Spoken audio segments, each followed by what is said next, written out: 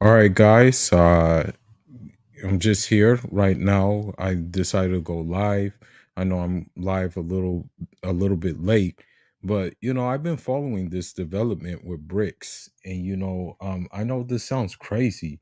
This sounds very, very crazy, but the Brics actually could possibly be something that's a game changer in the gender war, and you have to hear me out.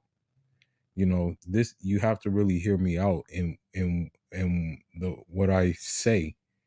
The thing is about bricks, right, is it's basically, I guess you can say, the non-aligned third world countries basically making a stand, saying enough is enough already. We're tired of the same hegemony in which the West has on us.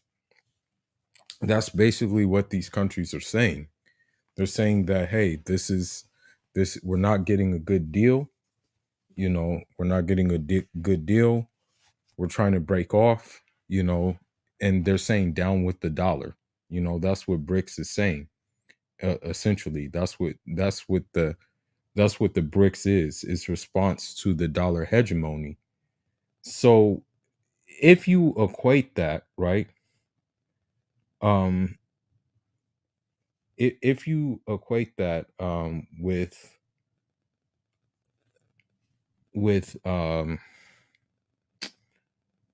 I want to say the gender war, right? Then you are basically, you're saying enough is enough. This is what you're saying. You're saying enough is enough and it's time to leave. Or not only is it time to leave, but it's time to not put up with what you guys are doing, what the opposite gender is doing. You know, the thing is that what we can kind of equate bricks to, like, I'm not trying to use them as an object, you know. I'm not, well, actually, let's do it a little bit different. Um we can equate bricks to attention, and I'm going to be honest with you, attention is a woman's currency. She loves attention, even if it is like, even if she doesn't intend to give you anything in return for your attention, right? The money factor is also there. We all know that. We all know that they, are just money hungry. Like, I'm gonna be honest. They're very money hungry. And uh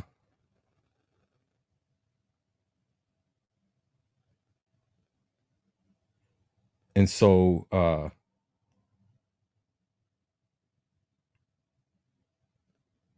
what I want to say what I want to say is that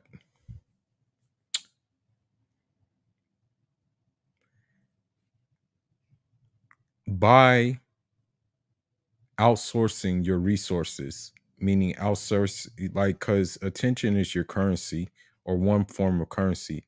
By outsourcing your currency of attention, by outsourcing your currency of money, like the physical money, by changing the guard, by, instead of like using paper money, uh buying gold or silver, you kind of like, you kind of basically make a new way for yourself. A lot of these women here, they'll want you to, they'll kind of like present this image like there's no way out, and that they're the only ones available, when in reality they're not the only ones available. You have options, and it's up to you to exercise those options. Although the options may not be easy, it's still possible to do. I've been researching more about this, more and more, you know. And uh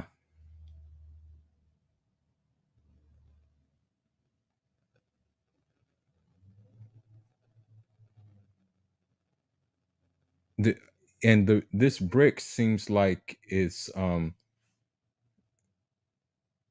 D- this Brics thing seems like it's really taking steam, but the thing about Brics that I notice is take um it may take a little while for these countries to get entrance into Brics. You know what I mean? That's the thing. And so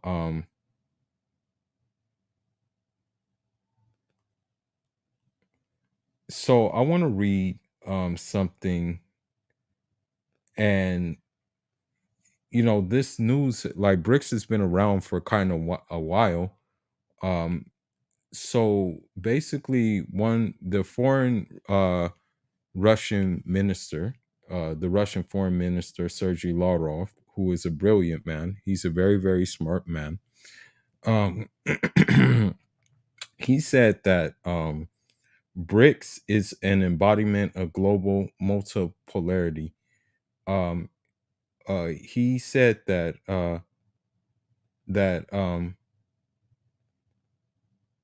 that NATO, you know, and let's look at it. Let's look at NATO as like the gynocracy.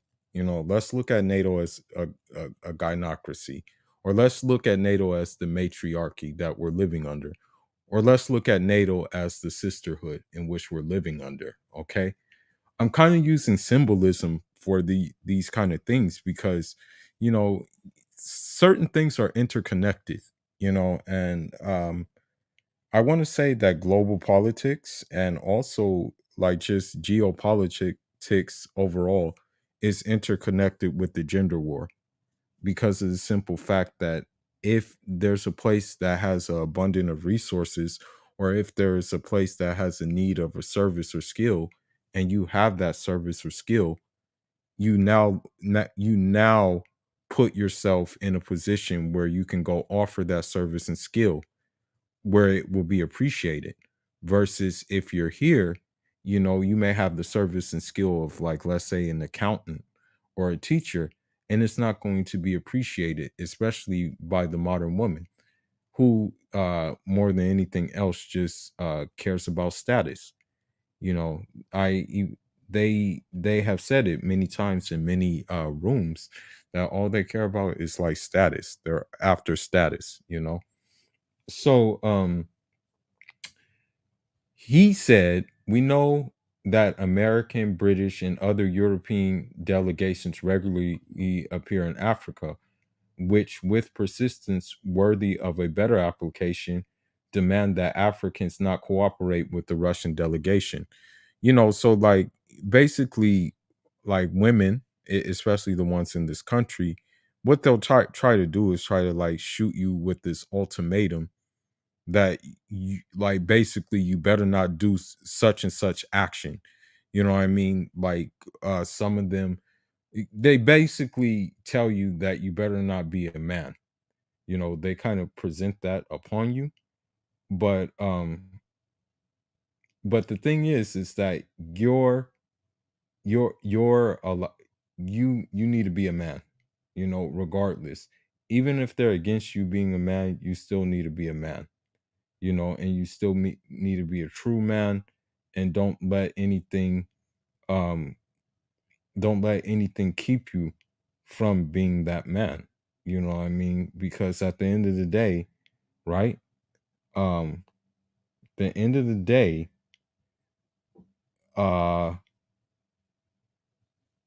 you have a job to do, regardless of them liking that job or not. That's the thing. They can they can try not to like that job, but you still have to do that job. And your job is to be a man. Your job is to keep the natural order, and don't let them change it. While I believe this place is too far gone for it to be, um I guess you can say it's too far gone to be um restored, right? You still have to There's still things you have to do. You still have a job to do. You know what I mean? And so um Sergey Laroff also goes on to say, um Let me see. He goes on to say, no visits with mentoring councils, hybrid wars of the West, including Ukraine, will be able to stop the development of new centers of economic power, financial, political influence. Countries such as China and India are already surpassing the US and the EU members by many indicators, the minister said. So I want you to listen to what he said. He said, no visits with mentoring councils, hybrid wars of the West, including in Ukraine, will be able to stop the development of new centers of economic power and financial political influence. So when you look at, like, for example, the gender war that they started in feminism and sexual liberation, um, uh, b- you know, the thing is about that is that, that has kind of, in essence, I want to say that it's stopped the development of the human being here in the West because birth rates are at an all-time low. Education is failing now. I just learned not too long ago that men, are having a real, or boys, I should say, are having a really tough time in the education system. You know,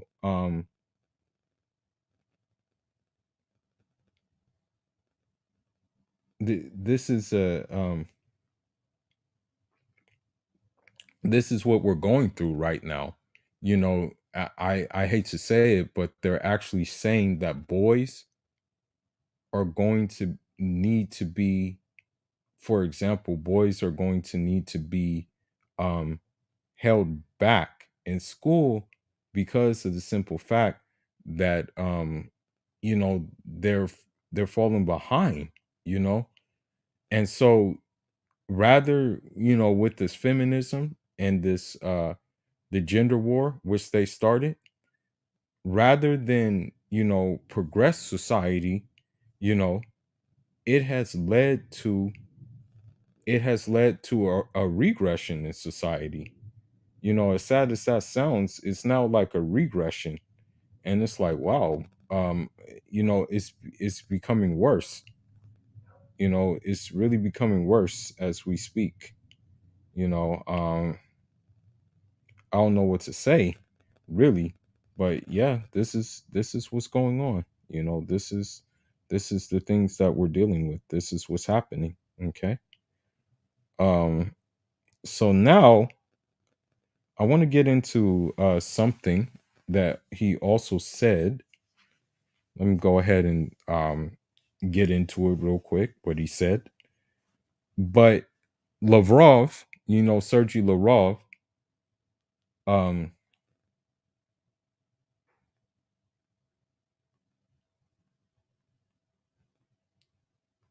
what Sergey Lavrov said.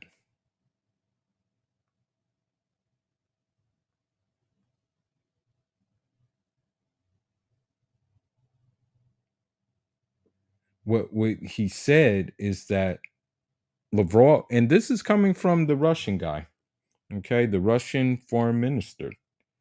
Lavrov said that Africa is the richest continent with colossal potential, okay, which has been exploited for centuries, and supported the idea of Angolan President Joao, Joao Lorenzo, of convening a summit aimed at finding Africa's place in forming a multipolar world. He said similar processes are underway in Latin America, where countries' moral establishment of their own financial mechanisms and even mention a common currency in order to protect themselves from mechanisms controlled by the West have shown their unreliability. So I mean, and that's what I think is going to be the direction of BRICS, is that I think in this kind of scenario that each continent is going to have its own currency. I believe that, for example, the African countries who join BRICS will have their own currency. The Latin American countries who join BRICS will have their own currency. So this is the direction in which we're headed. You know what I mean? And so it's very important to me as an African that we're heading in this direction because um in the BRICS, you have different nations. You have many different nations, and those nations, some of them have some of them are non-black, but some of them have significant black populations. So you equate this, for example, to being race loyal. Like, for example, what they'll do is they'll try to guilt trip you, like especially the women here, and they don't even want you. That's the funny thing, is they don't even want you, and they'll admit that they don't want you, but they don't want anybody else to have you. But what happens is that they'll guilt trip you about you marrying out, right, or dating out, or whatever the case may be. On They don't want you, and they don't, as I said, they don't want you. So you equate that to BRICS. You know what I mean? In essence, what Africa is doing is like going out. It's going out as inside. It's aligning itself with, essentially, if BRICS were to like be like the realization of BRICS would take place, that means like they would be aligned with Venezuela, which does have a significant black population. They would be aligned with China, India, um, South Africa. Different places will align themselves with BRICS. You know what I mean? Um, And so another thing too that we have to understand, what Lavrov said, this man is a genius. I don't know how he does it, but he is a genius. Is that what he said? Is he said strengthening regional self-awareness in areas of the developing world does not mean multipolar polarity, does not go in a global dimension. BRICS is the embodiment of global multipolarity. The organization unites 5 states, but more than a dozen states are interested in joining its work. The clock of multipolar history is ticking in the right direction, he said. The top Russian diplomat said Western media tried to perversely, twistedly cover his visits to South Africa, Eswatini, and Angola, claiming that his visits were to provoke negative reaction in South Africa.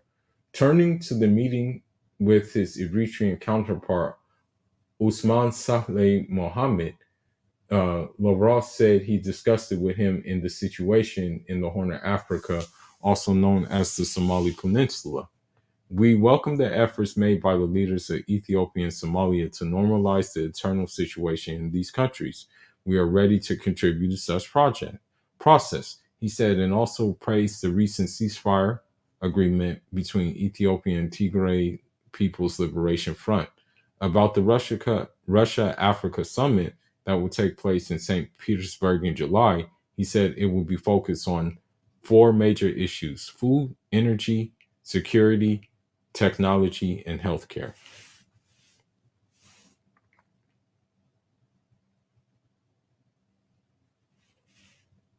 Okay, let's see.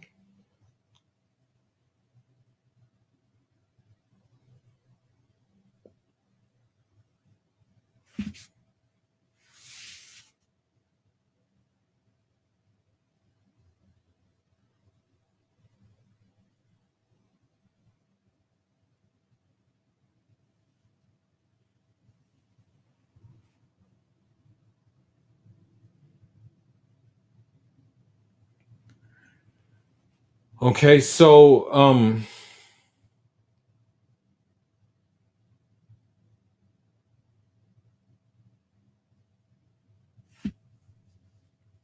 let me see.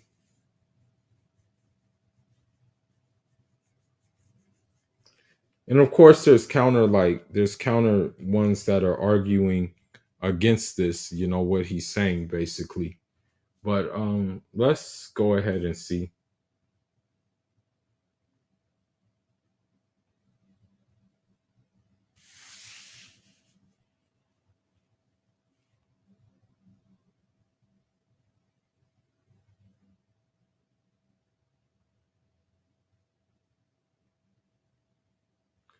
So, you look at Nigeria, for example. Nigeria wants to join BRICS, okay? They have some things that they need to do before they join BRICS. But you have to look at the simple fact that a oil-rich country wants to be a part of this. Okay? Now, you also look at Algeria. I believe Algeria wants to join BRICS too. Hold on, let me see.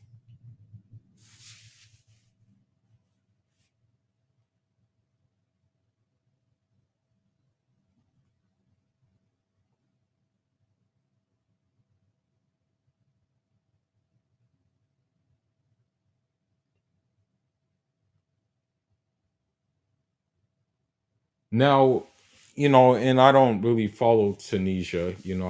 As a matter of fact, I kind of don't have respect with Tunisia. They're pretty secular, and they're quite racist there. They are quite racist.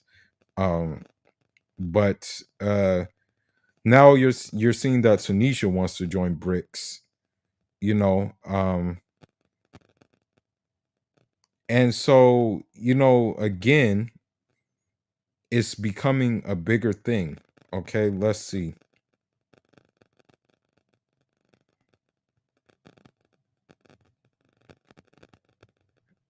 Senegal wants to join BRICS. Thailand wants to join BRICS. Okay, I'm gonna read this. I'm gonna read this basically because there's a BRICS summit. There was a BRICS summit. And maybe if anything, I need to like probably make my way to go to these summits in order to experience the full thing, basically. Um, although basically I would have to go.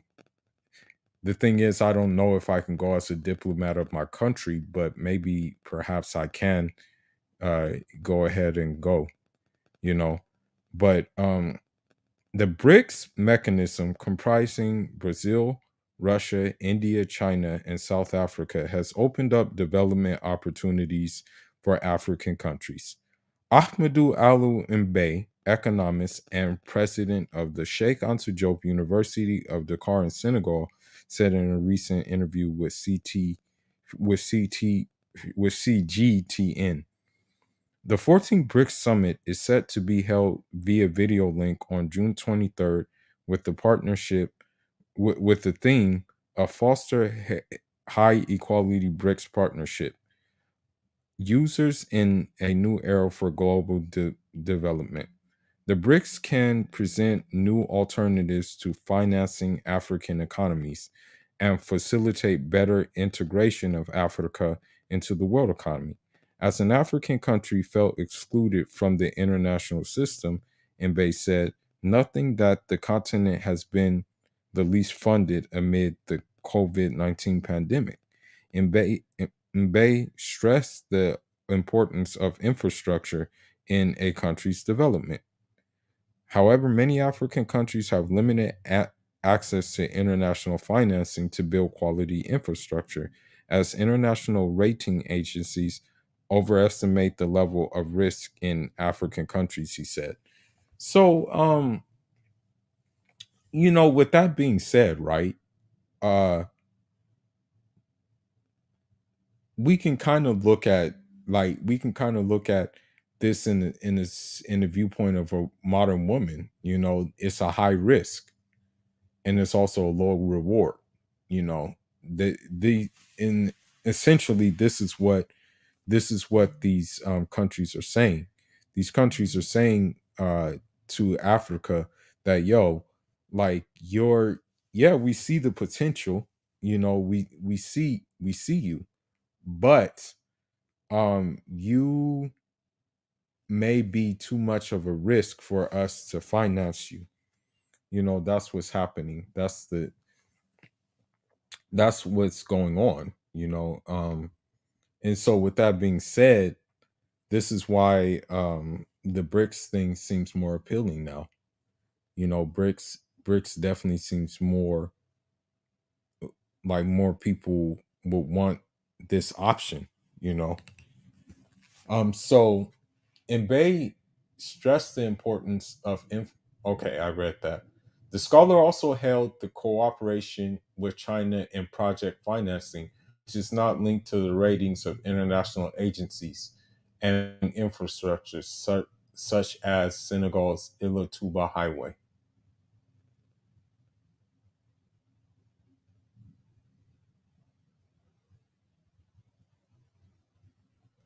Now, I want to read something, and this is the thing that this is the key point, and then I'll get into some videos about Brics, so we can see what direction it's moving in. But it said that Brazil, Russia, India, China, South Africa, BRICS bloc grows with US left out. So like the thing is, we have to look at it in the sense that, like, for example, if you're a man, let your skill let your skill sets grow, but leave the modern woman out. You know what I mean? I was in a clubhouse room, and just listening to these modern women talk, it was horrible. I'm telling you, I was like, God, Lee, this is horrible. This is very, very bad. It was hard for me to even listen to them talk. I'm telling you, I was like, man, what the heck is this? Like, what is really going on here? But um the thing is that with Brics, right? Um An economic bloc led by five emerging economies, including the United States' top two rivals, appears to set to expand as Russia struggles to promote its global agenda beyond traditional allies and partners around the world. So when you look at this, yeah, feminism, the American woman, they'll promote feminism to French women, they'll promote feminism to Italian women, they'll promote feminism to Spanish women, they'll promote feminism to Scandinavian women. But women in, for example, like traditional societies and in societies where the family nucleus is still intact are not going to go for that. You know what I mean? So, like, for example, the group, the group known by the acronym for its five countries, I didn't even know it meant that. I did not even know it meant that. This is news. This is news to me today. But the group known by the acronym for its five core members, Brazil, Russia, India, China, and South Africa, BRICS, consists of more than a quarter of the world's GDP. So the thing is about this is you have to realize that if you're a man, like I'm talking about if you're a man in the United States, right? And your workforce, for example, the workforce of the United States, in terms of like jobs that many people don't want to do, no matter what your job is, because I'm gonna be honest with you, I knew guys who were like from Sudan, and they were construction workers, you know what I mean? So it's an overall thing. It doesn't matter what man you are. It can be a you can be an African, you can be like Latin American, you can be like European, whatever the case may be. Now it says, um though BRICS is not a formal alliance and significant geopolitical differences exist between members, there are common interests in shoring up economic and trade mechanisms outside of the Western framework has demonstrated growing appeal abroad. So the thing is about that is that, you look at the passport bro movement, you look at basically you look at I want to say like more Africans opting not to marry women here in the United States but marry women back home, then you can see that this is kind of parallel, this is kind of symmetrical to the Brics. In the wake of the latest Brics summit held in Beijing in June, Argentina and Iran, okay, Iran has plenty of natural resources, by the way. Iran appealed to join the organization. The bloc's current president, Purnima Anad, told Russia media that Egypt, Saudi Arabia, and Turkey were among the countries that have also expressed an interest in following suit. Okay. On Monday, um, uh, Algerian Special Envoy Leila Zarougui confirmed her country was the latest to formally apply for membership, according to the Algerian news portal Al Sharouk.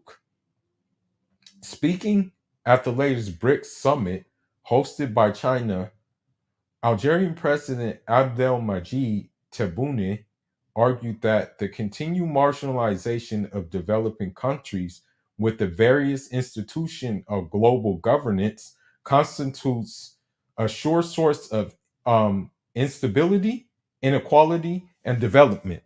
Now, the key word here is I'm going to be honest with you. Um, Modern women, right, have marginalized us, and because they have marginalized us, you know many men have mentally checked out, right? um there's definitely inequality, especially in the court system, when you have to deal with divorce court and things like that, and also in rights to seeing your kids, there's inequality in that as well. Okay, so when you're dealing with these things, right,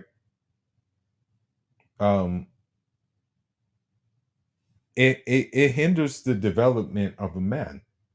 It makes it that much harder, you know it makes it that much harder to develop as a man, you know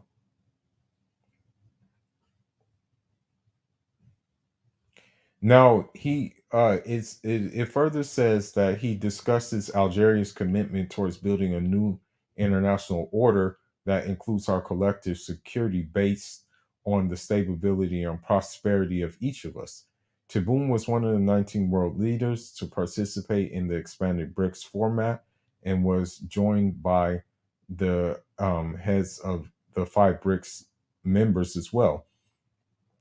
Um, as well as of So I think these countries may want to join BRICS too. So you have Argentina, Cambodia, Egypt, um, Ethiopia, Fiji, Indonesia, Iran, Kazakhstan, Malaysia, Nigeria, Senegal, Thailand, and Uzbekistan. While the U.S. has largely dismissed concerns that BRICS could present a serious challenge to the economic might of group of seven, or G7, comprised of Canada, France, Germany, Italy, and United Kingdom, the U.S. intensified geopolitical and economic disputes, exacerbated by Russia's war in Ukraine, ensuring Western sanctions have put BRICS in the spotlight. They extended This extended even to Algeria, an organization of the petroleum exporting countries, OPEC, member that serves as the largest gas exporter to European Union. As the EU scrambled to wean itself off the Russian energy, North African nation has been among the alternatives being discussed, even as it continues to foster ties with Moscow and rejected adopting any punitive measures in response to the conflict in Ukraine. So, Algeria is, uh, you know, Algeria is basically saying, Ukraine has nothing to do with us, but we'll still sell Europe gas and energy, but we're still not going to just like be like, oh, let's cut off Russia because of it,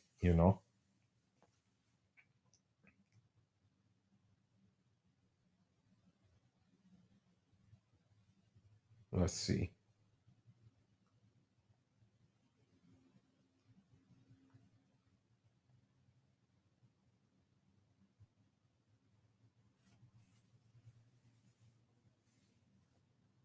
Just give me a minute.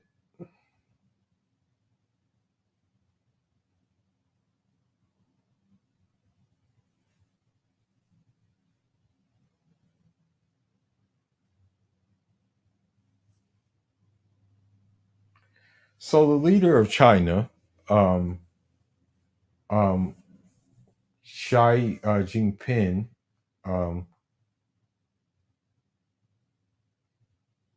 he said that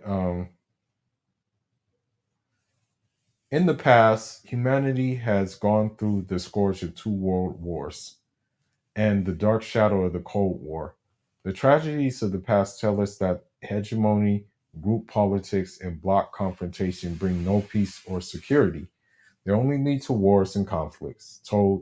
Xi told the event, which was attended by representatives from and business groups from Brazil, Russia, India, and China, and South Africa. The Ukraine crisis is another wake up call for all the world in the world. It reminds us that blind faith in the so called position of strength and its attempts to expand military alliances and seek its own security at the expense of others will only land itself in a security dilemma, he said in direct reference to Biden's policy directive to compete with China from position of strength by building back better at home and working with our alliance and partners.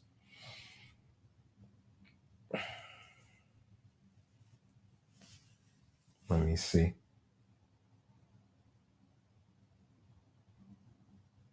Okay, so he also says this is one thing that he also says we in the international community should reject zero sum games and jointly oppose hegemoniaism and power politics.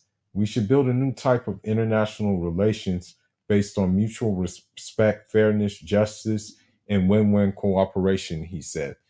So if you like transition this to like the modern women thing, you know, they want hegemony over us, right?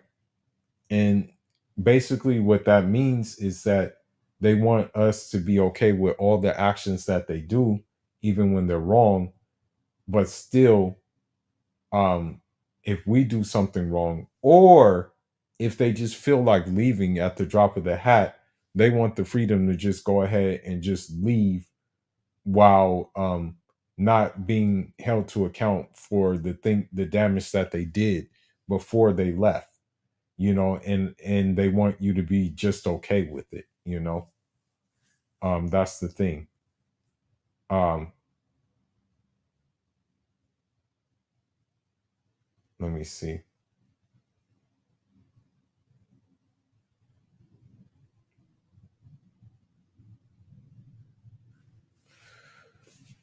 Okay, so I want to get into some videos about bricks, and then I'll get into some videos about like why you should like just pretty much why men, it's in their best interest to pull their resources together to make something, to build something better, or to go somewhere better in order to exit this situation we're in right now, or just why men should exchange ideas and execute and act on these ideas in order for us to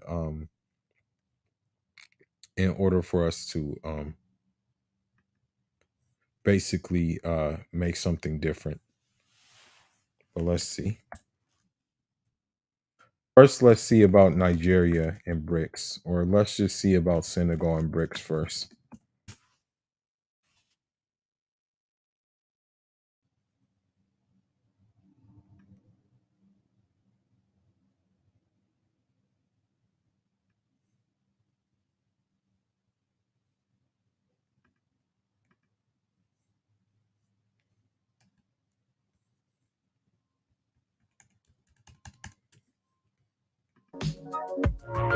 As the 15th edition of the Brics Summit approaches, the alliance strives for expansion with the arrival of several African countries in particular. This was confirmed by Anil Sokal, South African ambassador to the Brics, in a recent interview, who affirmed that 13 countries had officially submitted applications to join the group of emerging economies, specifying that this announced expansion of the organization will be at the center of discussions at the next Brics Summit, scheduled for June 2nd and 3rd, 2023 in Cape Town, South Africa. For the moment, only a few names of African countries wishing to join BRICS have been revealed, including Algeria, Egypt, Nigeria, already a member of BRICS MNA that fosters Mexico, Nigeria, and Saudi Arabia, as well as So, as I said before, you have two top oil producers wanting to join BRICS.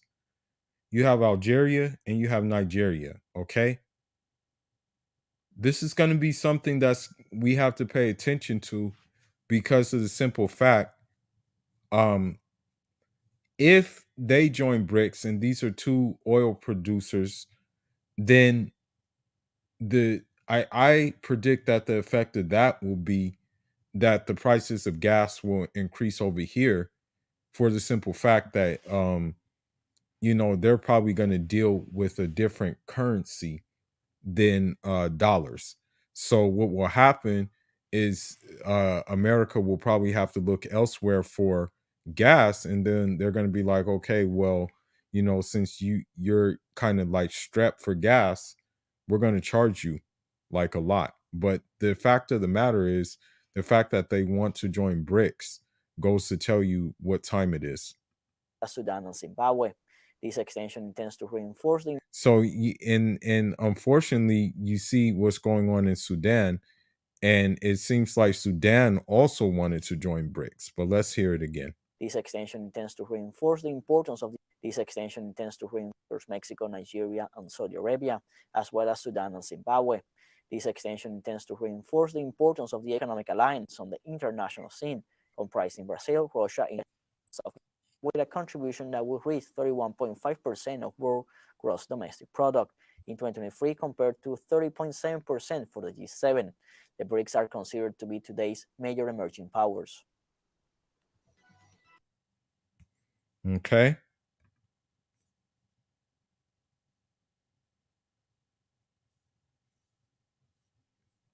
Let's see. US dollar is facing a backlash. The forefront of this is BRICS. That's Brazil, Russia, India, China, and South Africa. Now, Russia thinks that BRICS should do more, so it has floated the idea of a common currency. Reports say. So again, this may happen. As I said, they may do a common currency in BRICS. So what that means is that, like, the United States, I mean, really, the United States can't support, like, the United States wouldn't be able to, like, submit an application for BRICS for the simple fact that, like, it, number one, it's already in G7. Number two, it's already these are for developing economies. These are for emerging economies. And so when it comes to the United States, it's not an emerging economy. That's just the reality. So what I'm saying is that this thing right here is, is they're going to be, what I'm saying is it's going to be a very, very bad situation possibly for the United States. And I'm really keen. I'm really keen on this thing, bro. For real, for real. Especially that you have Senegal that wants to join, in which I have family in. Um, and so yeah, man, like this is heavy stuff, man. Um, I mean, I really expect that other African countries are going to follow behind. Now, I want to look at a Nigerian video and go over that to see if see what's going on in terms of I want to see what's going on in terms of uh um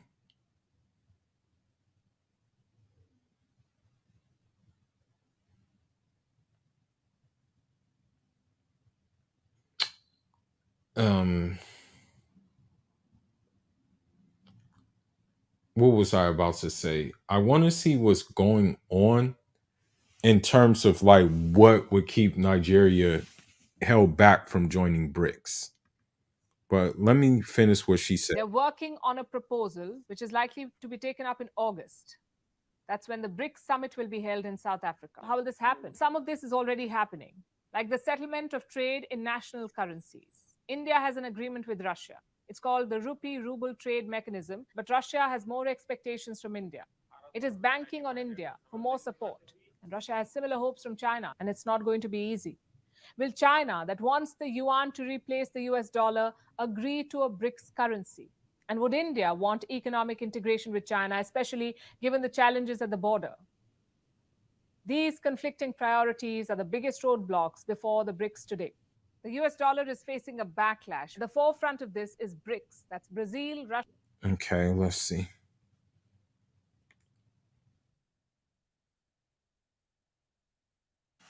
All right, let's see.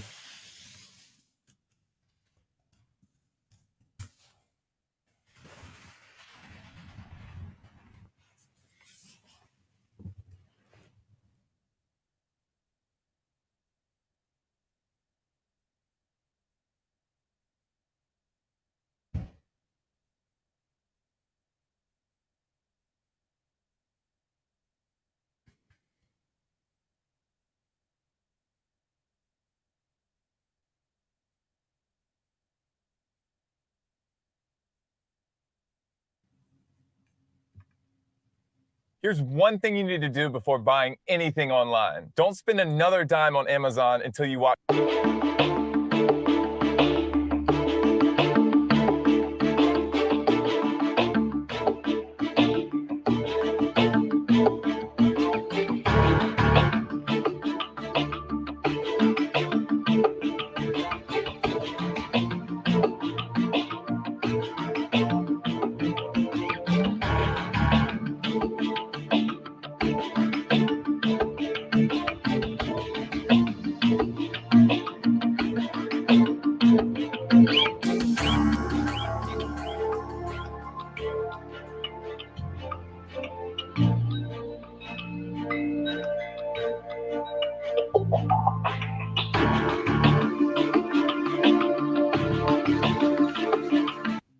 So you see that Saudi Arabia, Iran, Argentina, UAE, Algeria, Egypt, Bahrain, Indonesia even have expressed the interest in joining BRICS. Okay. You see all these countries who are trying to hop on board with this, with what's going on here.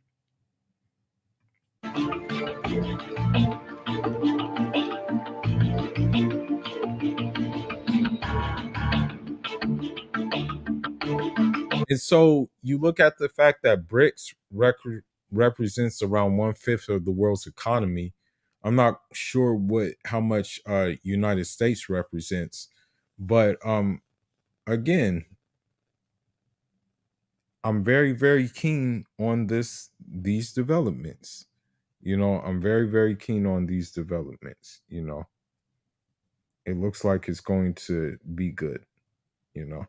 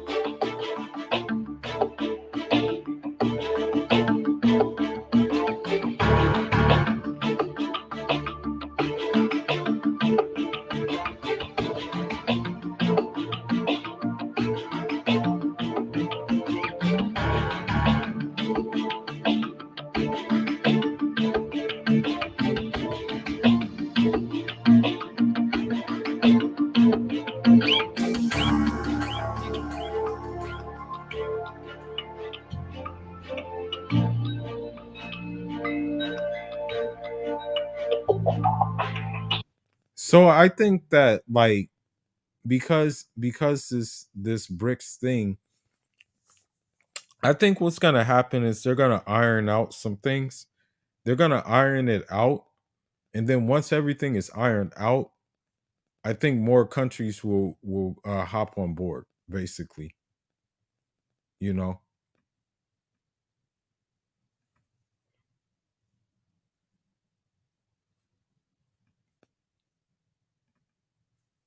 Good hair always makes a splash.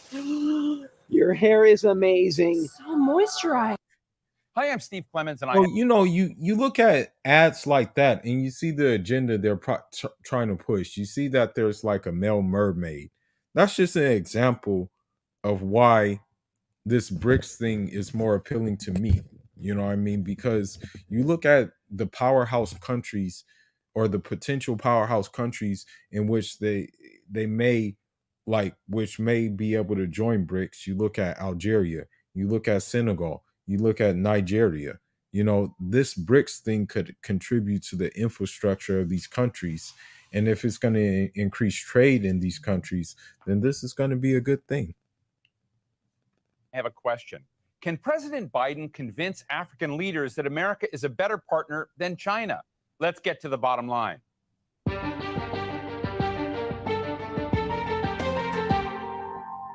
This week, the White House hosts leaders from 49 African countries to try and convince them that their continent is a real priority for America. It's going to be a hard sell, since many Africans feel that Washington has treated them with a lot of benign neglect, more of a problem than an opportunity.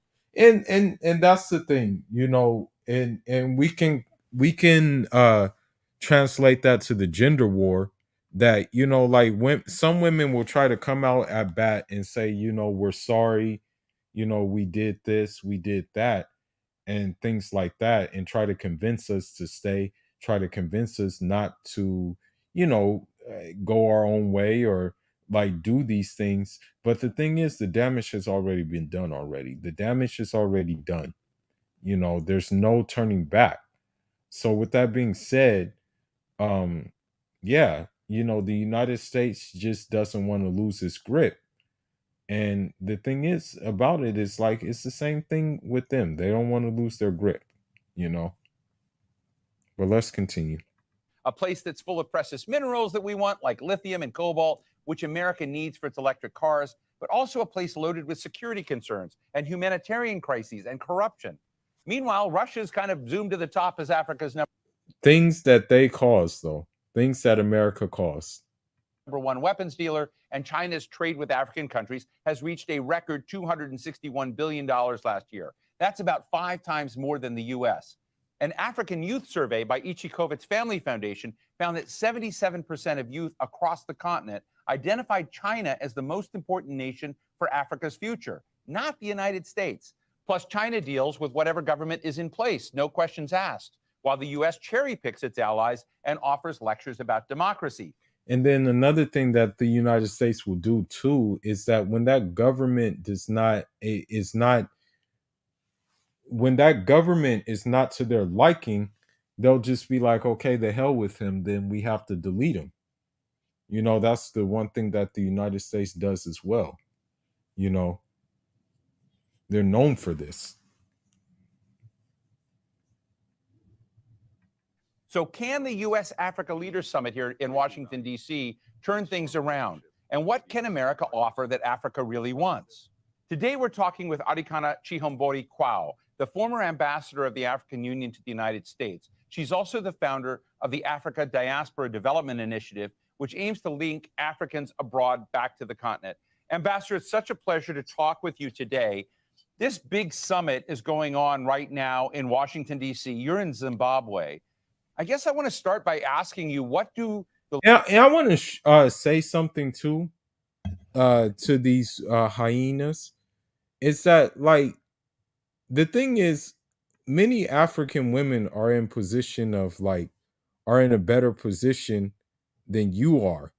You know what I mean? They're in a better position than you are in terms of what their working is like, the like what they're working in.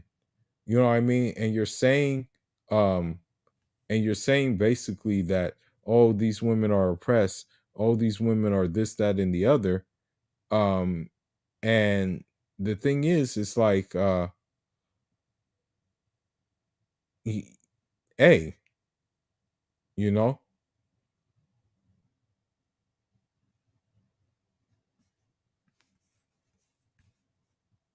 The leaders of Africa and President Biden have to get right after this week that you think is essential? Thank you for having me. This is a very important summit. It's a conversation between the continent and the United States, a conversation that is desperately needed, particularly at this time in our history and in our life. The United States, let me start by saying, it still remains the most preferred trading partner for the African nations. However, like I used to tell the State Department and any engagements that we've had with the United States, I felt during my tenure that the United States was slowly losing ground, and they were risking losing their position as Africa's preferred trading partner. So this is a very important meeting that I hope that if the United States, like I used to tell my colleagues, I felt that the United States, if this was a basketball game, the United States needed to call for timeout. For US needed to realize that this is a new game and it required new rules of engagement. Therefore, a need. but that's the thing, and that's the problem. The United States doesn't want new rules and engagement. That's the thing. The United States doesn't want to have that. Okay. The United States, right, wants to continue to do things its own way. You know what I mean? That's what it wants to do. It doesn't want the what you call it, the rules of the it doesn't want to change the rules of engagement. That's the whole situation that we're facing. Need for the United States to re-strategize. I'm hoping that for a change, this meeting, the United States can begin to realize it's no longer business as usual. It's no longer a case of the United States saying, we make policy and we tell the Africans. That has got to change. And yeah, and that's essentially what women here have done. You know what I mean? And I don't follow their policy. Okay. The thing is, I'm not going to take them out for dinner. Okay. I'm not going to even date them. Okay. I'm not doing any of that because the thing is, they're not going to come correct. And you're only looked at as a foodie call. Okay. That's all they look at you as. So what this sister is saying is very correct. Okay. Enough is enough. And I'm really hoping that this is the shift that is really going to put Africa in this righteous place, in this rightful place that it should be. It is a recipe for disaster. It is a recipe for the United States seeing itself losing its place as Africa's preferred trading partner. That's what makes this meeting very important. And I'm hoping that the US can call for timeout and understand that engaging Africa at this time, it is a new game that is calling for new rules of engagement. And therefore, it is time to re-strategize and treat the Africans fairly, treat the Africans respectfully, and treat the Africans as equal partners. Ambassador. And they don't even have that. And that's the thing, too. When you look at modern women, they have no respect for us. Okay? They have no respect for us. The only time they have respect for us is when we're mean. Okay? Or when we're dismissive. And I hate to say it, what I'm about to say is going to sound pretty messed up. The only time they have respect for us is when we're borderline sociopaths.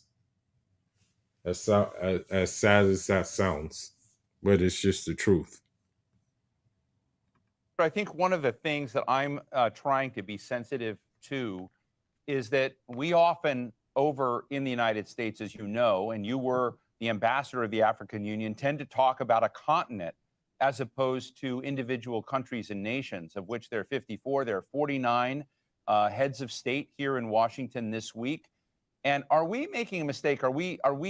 Is our ignorance on our side, from your impression of our ignorance, amplified by us talking about Africa so much as opposed to talking about Rwanda, Zimbabwe, Ghana? Should we be, is our illiteracy in this level so obvious that it's a real problem? And do these kinds of summits that bring everyone together do a disservice to that kind of getting to know each country more distinctly? I think for the United States, and I'll repeat it, and I used to repeat it all the time during my tenure, what really is behind the failure of effective engagement with Africa is the disrespect of the Africans. That's where the problem begins. If we cannot accept, if the United States cannot accept Africans as equal partners, if the United States, for example, let's look at this particular meeting, this particular summit. There was no defined agenda. There has never been defined agendas whenever they meet with African countries as individual countries. It's always the United States setting the agenda, the United States setting the policies, and the United States telling the Africans about the policies. That is no way to have any meaningful engagement. If you take, for example, the FOCAC meeting that was held between China and the African heads of state, way in advance, the issues were clearly defined. The agenda was going to focus on trade. It was going to focus on aid. It was going to focus on investments. The African heads of states were engaged in the discussion, in the planning. The outcomes were clearly defined with a way forward in terms of follow-up. It was. And so what the United States will try to do, and this is one thing I noticed, and this is one thing I noticed by these quote unquote Pan-Africanists, okay?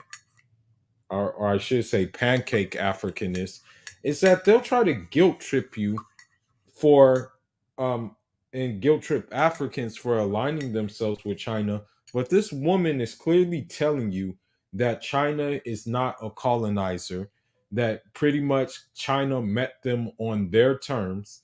Pretty much China looks at it as business, okay? They don't look at it as some kind of strings attached. She's telling you this right now.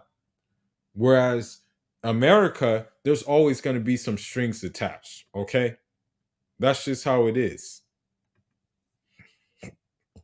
Was a fruitful meeting that addressed the issues that needed to be addressed between not only African countries individually with China, but also Africans collectively with China. There is no published agenda. There are no issues that have been presented to the African heads of states. Africans have not been asked to engage in terms of creating the agenda and making sure that when the African heads of states come to Washington, the outcomes, the issues to be discussed are going to be meaningful outcomes with follow-up and deliverables that are going to be beneficial to both. It remains a one-sided conversation with the United States telling the Africans the agendas and the policies.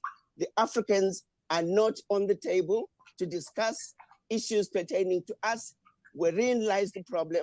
And the reason that continues to be the case, what underscores that is the disrespect for Africans. I repeated it, I complained about it repeatedly. It is a serious problem. The United States must understand that Africans are not going to take it anymore. Now, the thing is too, right? The thing is when we look at women, we were told, modern women, we were told that we have to take it. We were told that we had to deal with this.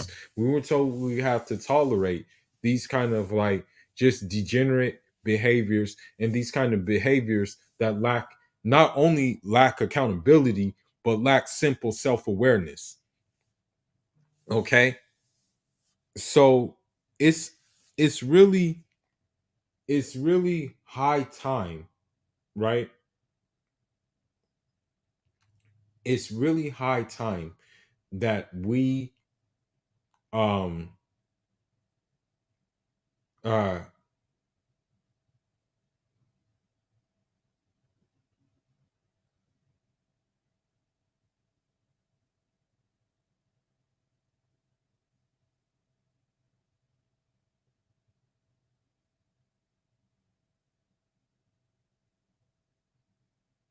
what I want to say is it's really high time that we say enough is enough and we take action to show that enough is enough.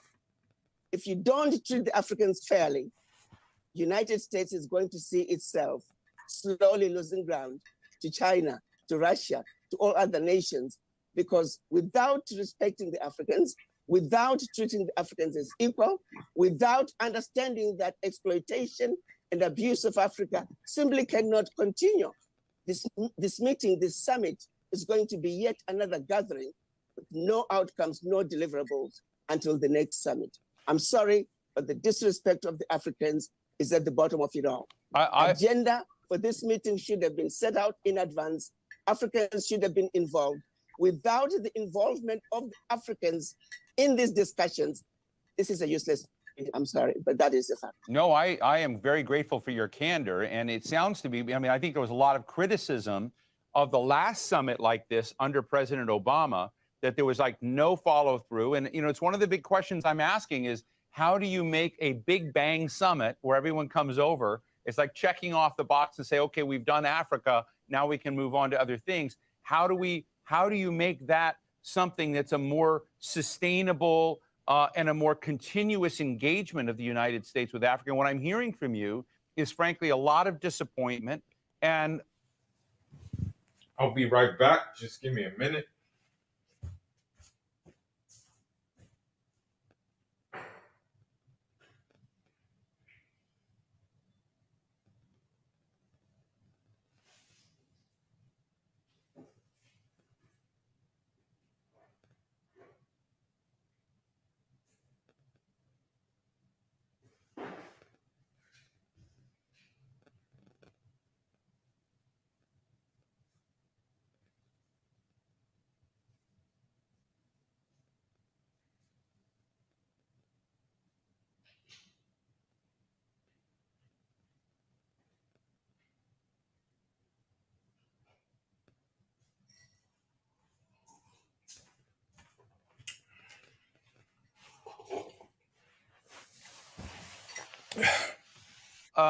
you know, a lot of pessimism about what may come out of this summit.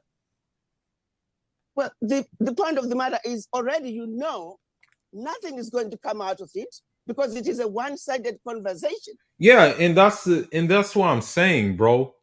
Like when you look at Africa, when you look at like America, what they do with Africa is they try to dangle something over our heads, like, oh, there's 160 genders. If you say there's 160 genders, we'll give you this aid. We'll finance this project. Whereas with China and Russia, it's cut and dry. Okay, there is no agenda at play. Russia just forgave our debt. Okay, Russia just forgave all of Africa's debt. America would never forgive all of Africa's debt. Okay? They would never do that. Right. Where is the agenda? The agenda should have been published way in advance. The African leaders should have been given opportunity to also state their position so they can come up with an African position that can then be discussed alongside the American position.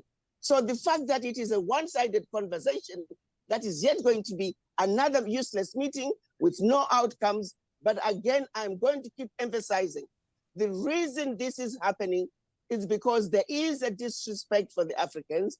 There is a general feeling that we don't need to hear from the Africans. And that's the same thing here. Okay? I hate to say it. Okay? Hey, top of the top, big fish. I hate to say it, but there is a genuine disrespect for men here. And this is not me whining. This is just me telling the truth. There is a genuine disrespect for men here where women don't think they need to hear, where women don't think they need to look in the mirror on what part they played for the depopulation, for the lack of marriage, for the lack of nuclear families, okay?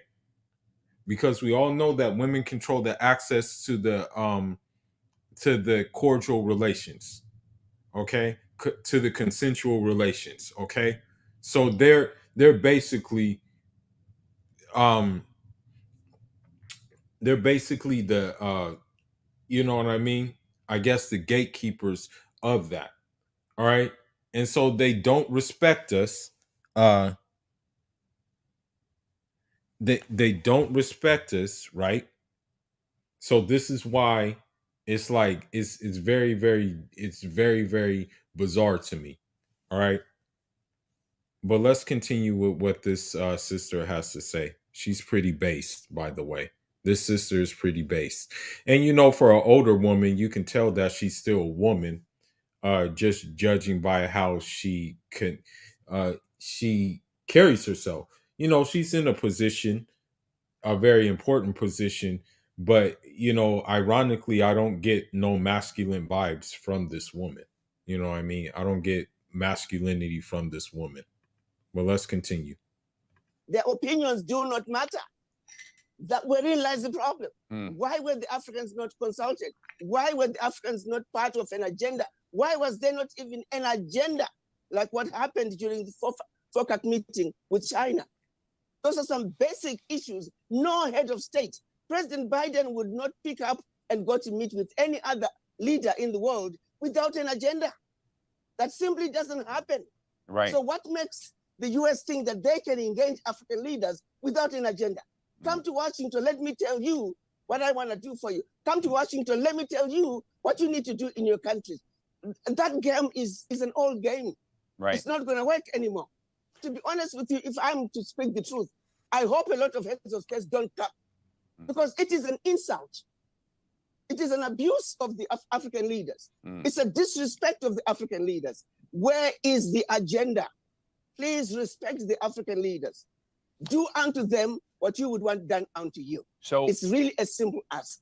Let me ask you a question. You mentioned China and how China approaches this. I'm interested in what China gets so right. But is there a blind spot there? Are there problems in the China-Africa relationship from your perspective? Let me also just hit the nail in the head and deal with the 10,000-pound gorilla in the room. Yeah. Racism as well plays a very important part. The disrespect of the Africans also goes back to a lot of the people who work in the US government. Not all of them, but there's a significant of them who automatically assume that Africans do not know what they're doing. And that's a fact. That is a full fact, okay? And that's one thing I notice here about women, okay? They act like men are dumb, okay? They act like men don't know what they're doing, all right? When, as a matter of fact, we know what we're doing more than they know what they're doing, right? I'm going to be honest with you. There are very few women I know who work in IT. Very, very few. My friend's an engineer. Very, very few women engineers. But yet they act like they're smarter than us. They act like we're dumb. Okay? And so this is what boggles my mind. They because this is what unfortunately we're going through that right now. That's the thing. That's and here lies the problem. Here lies the problem that in which we're dealing with right now.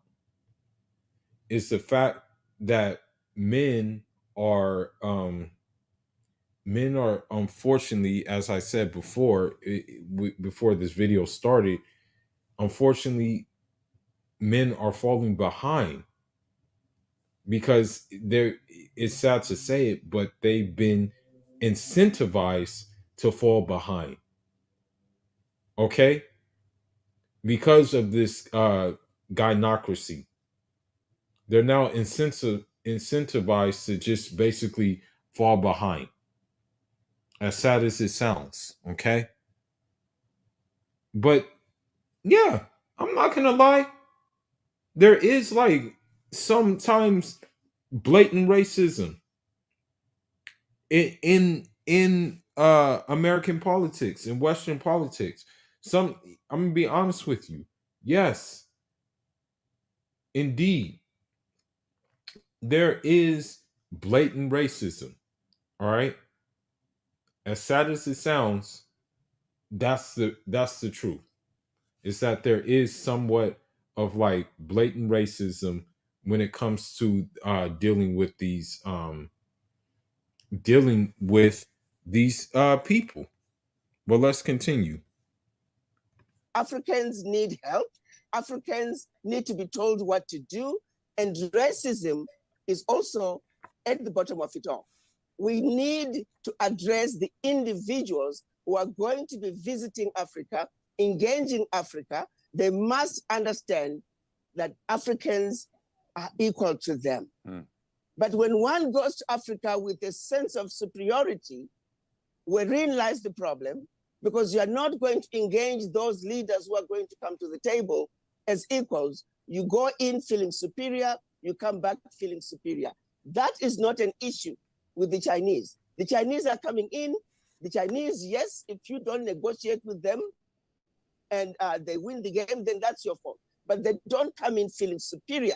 They understand that Africa has something they need. So they will come to the Africans. They will come and make sure that they let the Africans know that you matter to us, that our relationship with you does matter. That you don't get that feeling with the United States. You get the feeling that there's this sense of superiority, that you Africans, you ought to be glad that we are engaging you. You ought to be glad that we are inviting you to come to Washington. That sense of superiority, it has to change. Whether it calls for the United States to retrain their people as they engage Africa, but it is that which really goes to the bottom of why the engagements are not going to be as effective. They must take a page out of what Africa is doing. Let me say this. Chinese people didn't used to be that way, but they quickly changed their strategy. When they realized that the game they were playing was not going to work in Africa, they changed their strategy. And that's the thing. Okay, let's be honest let's be honest. Let's let the elephant out of the room. Has United States really changed their strategy when it comes to dealing with Africans or when it comes to dealing with third world countries? Have they really changed their strategy? Let's be honest. Have modern women really changed their strategy when it comes to dealing with men? Okay, they see that it's not working, but they're still not changing. All right, men, we're changing our strategy, and our strategy is strategic retreat at this point in time now. Okay, so this is what I'm saying. She even said China had to be like, oh crap, we can't do this anymore. You know, if China is actually if China is actually saying, okay, we can't do this, then what does that say? What does that say about America's ability to adapt? No, America, because I equate America, as a matter of fact, America is the basin. All right. America is the basin of feminism. All right. America is the basin of this alphabet soup culture. America is the freaking basin of this actual liberation. America is the basin of OF. American is the basin of all these things. But they see the problem. They see that many people rather watch corn. They see that many people are not starting families. They see that many people are not even bothering, that some men are checking out the workforce. They see that men are falling behind in school, but they're not adapting themselves. You see, China, though, it adapted itself in the way it dealt with Africans, and voila, this is what you have. Okay, let's continue. And that's why, like I said it during my tenure, I'll continue to say it again. If this was a basketball game, the United States need to call for timeout. This is a new game, and it requires new rules of engagement. The United States must, first and foremost, make sure that racism is out of the picture. Africans are just as smart as anybody else. Africans are equal. And until we engage as equals, all these meetings, all these conversations are always going to be useless. And it goes back to the individuals who are going to be at the table with the Africans. So the US also need to address the issue of racism and make sure that the people engaging Africa, their minds are clear and they accept that Africans are equal. Tell us about Pan-Africanism. Tell us about what Africa, the states in Africa are doing to trade, to connect, to move their agenda forward proactively, no matter what the rest of the world is thinking about it. Absolutely. I have to say, if you were to go back to 1963, when our Pan-African fathers came together in the hopes of creating an Africa that spoke with one voice, an Africa that had one military, an Africa that had one central bank, one monetary fund, one stock exchange, and an Africa with one customs union. We failed at that over the years, but finally, 2 years ago, they approved the AfCFTA, the African Continental Free Trade Agreement, which is a policy that saw Africa coming together in one particular area, that we are now speaking with one voice when it comes to trade. Yeah. So keep this in mind, okay? Because this can be like what I call a 1-2. All right, this can be a 1-2, or it can be a 1-2 hook, okay? If there's free trade in Africa, plus you have BRICS, all right, that again creates a 1-2 combination, all right? Because not only are you connected with those BRICS countries, but you're now more connected with your current countries, like your neighboring countries. So therefore, for example, let's just say, for example,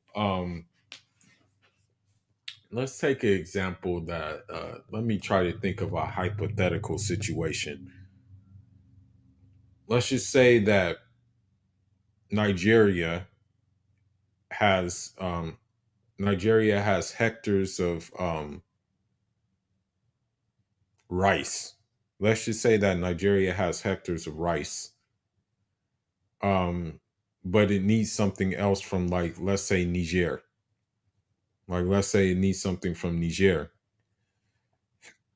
Or I got a better example.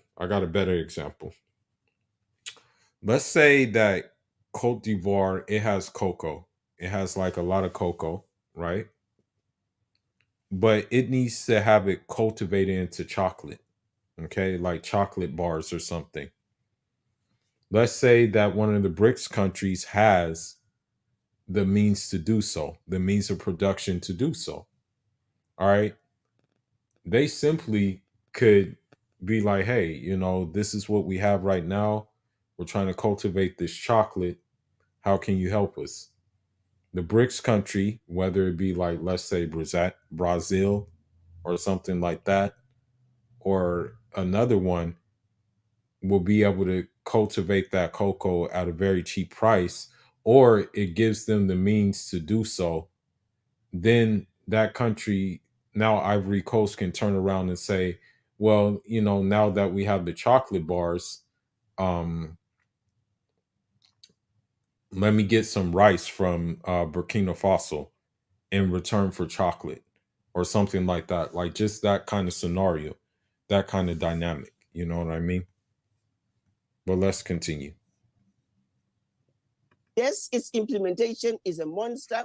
Yes, its implementation is work in progress. But you can say, of the issues that our Pan-African fathers met to discuss in 1963, finally, over 50 years later, we are able to accomplish the first one, which is being an Africa that's going to the world as one customs union.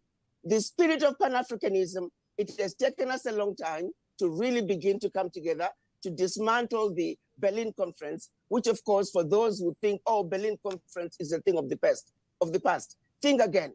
As long as we have a country called Togo, as long as we have a country called Congo Brazzaville, Eswatini, Malawi, those small countries, even Nigeria or the big ones, Kenya, Egypt, Morocco, they cannot survive on their own. As long as we're talking about the little bitty individual African countries, we are never going to realize the dream of a united Africa that speaks with one voice. So, yes and no.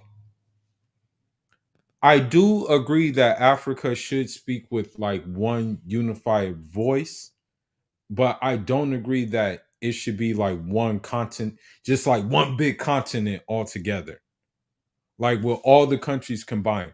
I believe that we should still have our separate countries, but I believe that access should be a little bit easier to us, like to fellow Africans moving in those countries. That's what I believe. I believe that as long as your intentions are correct, I do believe that it should be a little bit more smoother for the movement of Africans in these places, you know. But the well to do, like good intentions though. You know what I mean? I don't believe, I mean, I believe, yeah, you should be proud of your flag. You should be proud of your thing. You know, it's maktub, it's written by God that, you know, we separated. You know, that was written by God that, you know, these Europeans came in and they cut us up like cake. Okay. That's just what it is. You know, um, for example, I was talking to my Nigerian friend and he told me that you know, I and little did I know, I had no knowledge of this, but he said that like in Nigeria it's mandatory that you learn French in like primary school because of the simple fact you're surrounded by French people. You know, that's what he said. You're surrounded by French you're surrounded by French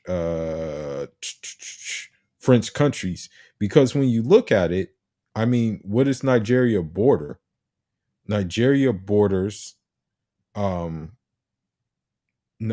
Nigeria borders Benin, okay? Nigeria borders Cameroon. Nigeria borders Chad. Nigeria borders Niger. Okay. These are all French speaking African nations.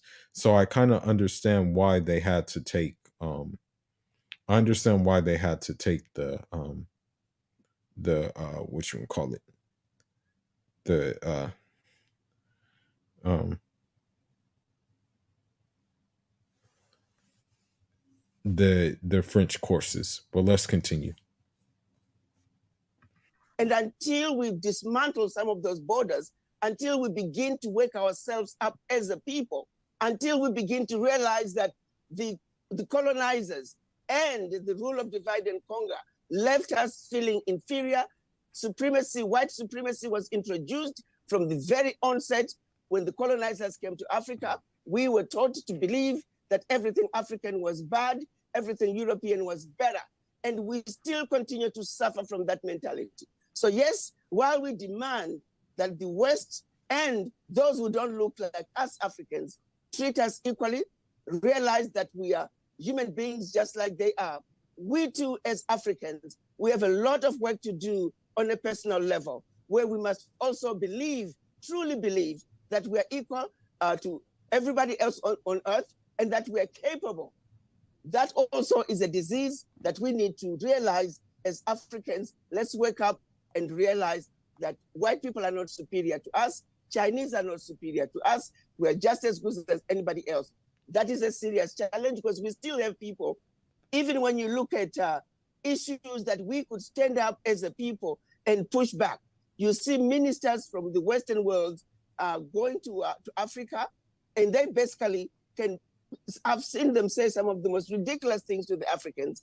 And instead of the Africans pushing back and saying, hey, hold it, this is not going to fly. Instead, the Africans are afraid, just inherently fear of the white person without any, for no good reason whatsoever, except that we have been programmed to feel inferior. So on an individual basis, we continue to speak the gospel of truth. We continue to shed the light. So the thing is, and this is one thing I want to say, is that that's the thing. Like when you look at modern women, they make us try to feel inferior. They make us try to feel like we're lesser than and things like that. But at the end of the day, okay, you're not. Um, at the end of the day, you're not. You're more than capable to do something special. You know. Um, and so this is how you have to look at it. Okay, this is how you really have to look at the situation. You know, you really have to look at the situation like that.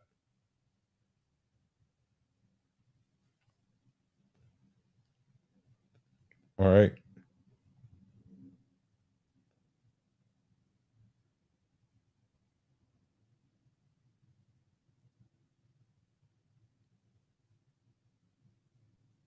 So I don't. What I will say is I don't I don't. The only thing I don't agree is that I believe we still need to keep borders. You know, that's the thing. Me personally, I believe we still need to have that. You know, because if we don't have, especially in East Africa, I'm gonna be honest with you. In East Africa, you definitely need borders. All right, you definitely are gonna need borders, because like there are so many groups over in East Africa that like if there aren't any borders, man, all hell would break loose. More hell than there already has been. I'm telling you. So that's what I'm saying. Like, yeah, you definitely need borders. All right. But let's continue. As to the brainwashing that the African has been put through, wherein lies the problem. When you look at what is being done at the World Bank, for example, the Bretton Woods institutions, the frivolous loans, countries that have never defaulted on their loan repayments, and Right. yet they're still given large interest rates. Why? Countries like the United States that don't need any help, Right. they get loans at zero interest rates. You look at the issue. I'm glad President Biden, I hear he's going to be talking about having the AU as the 51st member of the G20. Well, let's also take it to the next level. Let's go to the United Nations. Let's have Africa, 1.4 Right. billion people. They need to come to the table. Let's African Union be the sixth member of the 5-member UN Security Council. You can't just totally disregard 1.4 billion people because you've gotten away with it for centuries. Well, guess what? Game is over. Africans are waking up. Africans are beginning to realize and understand the game that have been played. Unfortunately, we don't have that critical mass of people who are continuously going to speak truth to power. Right. The good thing with the story of Africa is ours, we are coming from a position of righteousness, Right. a position of truth, a position of facts. Right. Those are constants, they don't change. Let's continue to give the world an overdose of our truth, but at the same time, while we are doing so and demanding a world that is fair, that is just, and free of Right. racism, bigotry, and hate, we must also work on our own development and our own awakening as a people. Talk to me a little bit about how Africa can take advantage of its intellectual. Yeah, I want to say something about Africa too. You know, people should realize that Africa is people should realize that Africa is a multi-ethnic continent. People may share the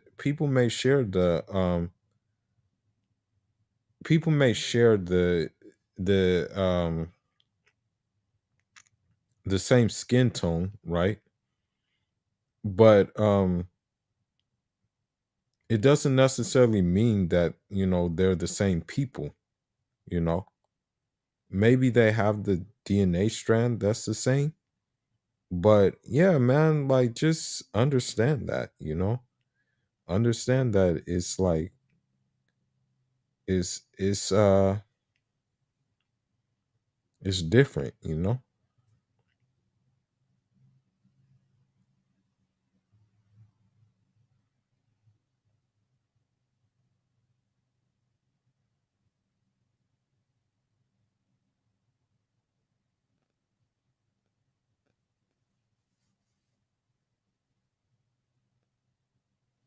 But let's continue.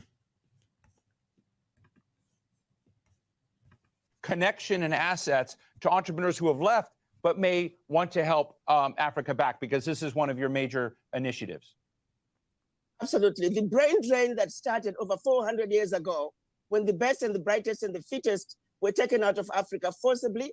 And that is when the brain drain started. I want to make sure that is very clear. And when we talk about African diaspora, we're talking about all people of African descent living outside of Africa. Let's be very clear. African Americans, they are Africans who were forcibly taken out of Africa, plus the continued brain drain, those who are later immigrants who left Africa running away from famine, from wars, in search of greener pastures. The end result is, as we speak, Africa has a serious deficit of expertise. Right. However, the good news for Africa is that we have a very young, intelligent, vibrant population that need opportunities. So when we can marry the age group of young, intelligent Africans with the expertise coming from the diaspora, we can see an Africa that can propel itself to take its rightful place on the world stage like it once was. So yes, the diaspora are an important component of Africa's development. Make no mistake about that.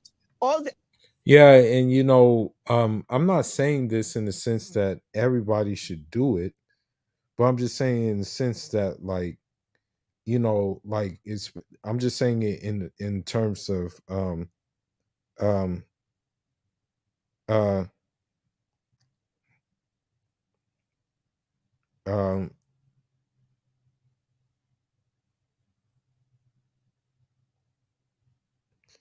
um what I'm saying is I'm not saying all Africans have to do this, but I'm just saying that like I think we owe it to ourselves to like kind of we owe it to ourselves to kind of like give back what was available, what we kind of what kind of happened, because we probably didn't leave by choice, but we had to go. We had to that It was just there was nothing there.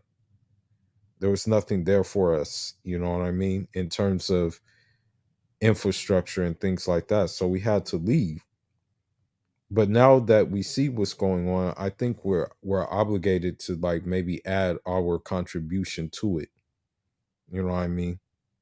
I think that's the best thing for us at this time. Because what more contribution can we add to the United States when really, I hate to say it, this place is imploding right before our very eyes. So I just think that it's basically time to it is basically time for us to you know add our contribution. The African leaders are fully aware of that. All the African leaders are in full support of coming up with programs to make it easier for the diaspora to move back. We want to look at diaspora who can come to Africa, not just focus on a country that you were born in, but if you are a person of African descent, Africa should matter to you. Africa should be your problem. You must own Africa's problems, understand it, and participate in the development of Africa. So and that's what I'm saying. Me personally, inshallah, I'm not going back to my home country. I'm not going back there. But I'm going to a neighboring, I guess you can say I'm going to a neighboring country. A country that is has always had cordial relations with us. So what I'm saying is that I'm going there, and I'm still adding to the contribution and the development of the continent. So, this is what I'm doing. This is what I'm going to do. This is my plan, you know. This is the plan. This is the plan I have, you know.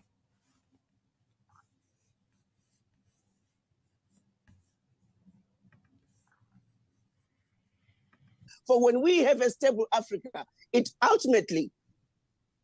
now also correlates with an African American who is anchored. It correlates with an Afro-Caribbean who is anchored. It correlates with an Afro-Latino who is anchored. Currently, descendants of the formerly enslaved, they're like a ship without an anchor. The wind blows that way, here they go. Until they're anchored by being accepted by Africa, until they're anchored by participating in the development of Africa. The Jews do it, the Chinese do it, the Indians do it, the Irish do it, African Americans together with the continental Africans. We must make sure that we work together to participate in the development of Africa, because the development and the building of the Africa we want, it is our responsibility first and foremost, and ours alone. Others are welcome to come join us. Others are welcome to help us. Others are welcome to engage us as equal partners, but we must own the building of the Africa that we want as a united front of the African diaspora. Well, I want to make a deal with you, Ambassador. I want this to be a start of a conversation with you that we have many other times. I think it's a very important conversation, and I'm grateful to you, Ambassador Adikana Chihombori Kwao, former African Union diplomat and founder of the Africa Diaspora Development Initiative. Thanks for your candor, and thank you so much for being with us today. Thank you for having me, and keep up the good work. These are messages that we must. Okay, so she brought up some good points, but I want to get more into this Brics thing. Let me see.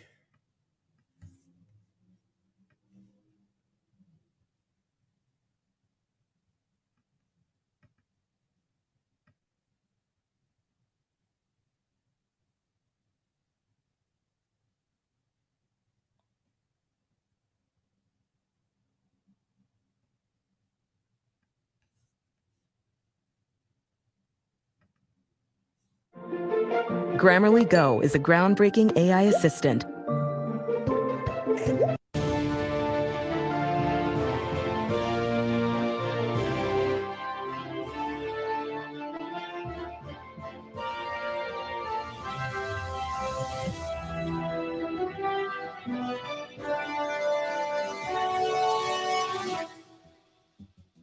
China and Brazil on Wednesday reached a deal to trade in their currencies, dumping the US dollar. The deal will reduce their dependence on the US dollar, given that China is Brazil's biggest trading partner, with a record US dollars 150.5 billion in bilateral trade in 2022. The deal comes months after the deputy director of the Russian Foreign Ministry Foreign Policy Planning Department stated. So, I know this sounds pretty bad, but I kind of like consider the modern woman I want to say like a US dollar, and it's like basically you just dump them. Like you basically just dump the dollar. And so like I've been done that, and hopefully others will catch on and do the same. Stated that the Brics countries are working on establishing a new reserve. That reserve currency is supposed to better serve their economic interests. The Brics, a bloc of emerging market economies comprising Brazil, Russia, India, China, and South Africa, accounts for 26% of global GDP. China and Brazil on Wednesday reached a deal to trade in their currencies, dumping the US dollar. The deal will reduce their dependence on the US dollar, given that China is Brazil's biggest trading partner, with a record $150.5 billion in bilateral trade in 2022. The deal comes months after the deputy director of the Russian Foreign Ministry's Foreign Policy Planning Department stated that the BRICS countries are working on establishing a new reserve currency to better serve their economic interests. The BRICS, a bloc of emerging market economies comprising Brazil, Russia, India, China, and South Africa, account for 26% of global GDP and 20% of global trade, and more than 40% of the world's population. As of the fourth quarter of 2022, exports in BRICS accounted for 16% of Nigeria's total exports, while exports to the US were at the same period only 7.15%. Analysts say that the increasing influence of BRICS requires that Nigeria strengthens diplomatic ties with the BRICS while diversifying the complexity of its exports. Algiers, Argentina, Bahrain, Bangladesh, Indonesia, Iran, Egypt, Mexico, Nigeria, Pakistan, Sudan, Syria, Turkey, the United So the one thing that these countries have in common is that most of them, like, unfortunately, like, well, I don't know if you want to say unfortunately, but most of them, they don't, they have trouble seeing eye to eye with America, you know. And so what I'm saying is that,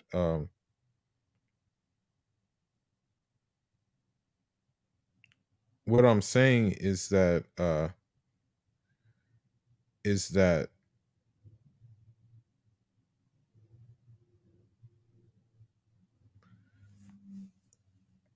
this is why the BRICS alternative seems like the best thing going. United Arab Emirates, Venezuela, and Zimbabwe are among the countries showing interest in joining BRICS. Well, joining us to discuss the direct impact of joining the BRICS Forum in Nigeria and its political space is Ikenna Agbaso, a political analyst. Good evening and welcome to the program. Thank you very much, my brother. Good to have you. Okay, just so we break down the grammar, as Nigerians will say, just tell us a little bit more about what this BRICS really is. So as rightly said, it is multiple countries coming together to try and change the general trajectory that the world has been going in, which is dollar. So Brazil, Russia, India, China, South Africa, and a whole list of other countries, about 13 countries have all applied, including Nigeria, have applied to join the BRICS. So you see that Nigeria has applied to join BRICS. It is official, you know, that Nigeria indeed has joined BRICS, and I'm pretty sure that which one call it has also applied to join BRICS as well. If Nigeria applied to join BRICS, that means that Senegal probably has applied to join BRICS as well. And Syria, Turkey, the United Arab Emirates, Venezuela, and Zimbabwe are among the countries showing interest in joining BRICS.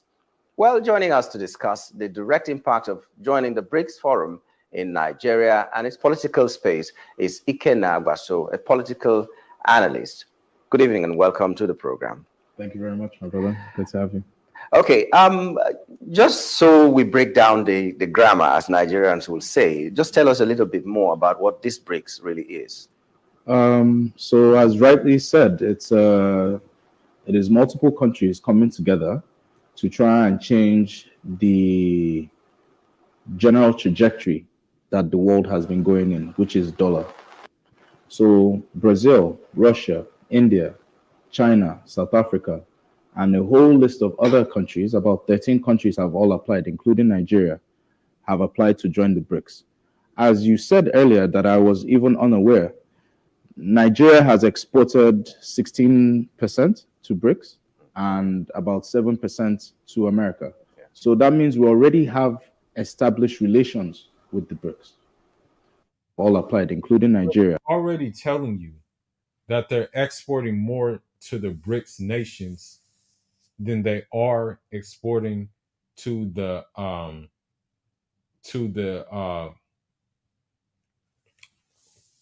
want to say to the United States, okay?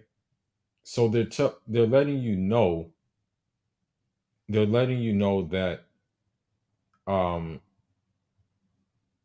this is what's happening. Okay, this is what they're doing. They're telling you that Nigeria is already leaning in that direction, and it's very, very important that they are leaning in this direction. You know, it's very, very important. But let's continue. Have applied to join the BRICS. As you said earlier, that I was even unaware, Nigeria has exported 16% to BRICS and about 7% to America. So that means we already have established relations with the BRICS. So this is welcome news for Nigeria, actually, because now our currency is going to increase in value. How is that going to be? Okay, perfect. So you already hear they're already benefiting. Okay, they're already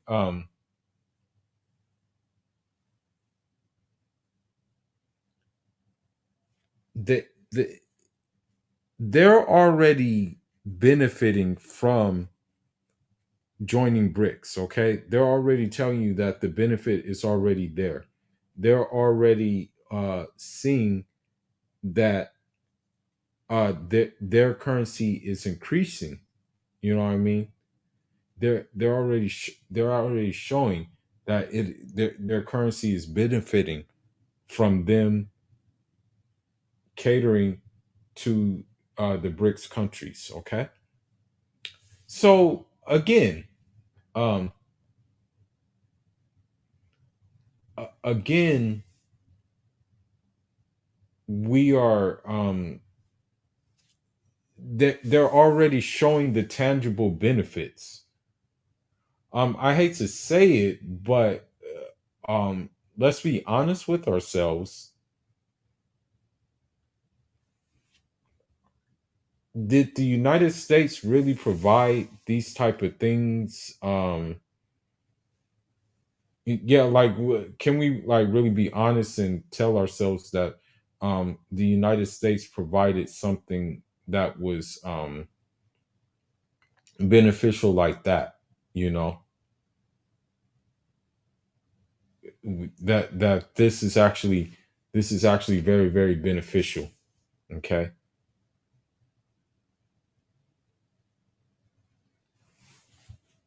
That the United States provided anything beneficial to uh you know Nigeria in terms to its currency, you know? Has there really been any benefit to the Nigerian currency by it being the, as they call it, the naira, with it being pegged to the US dollar? That's the real question, you know. But let's continue. The reason the dollar is as strong as it is because it's the trading currency of the world for oil, which goes all over the world. So now all the oil producing countries are part of BRICS or are joining BRICS or have applied to join BRICS. Mhm.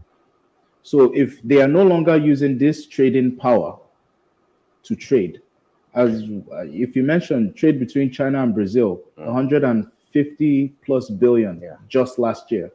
So imagine taking that away from the dollar and that being thrown into another currency, the yuan or rupees or the different currencies that they're going to now use.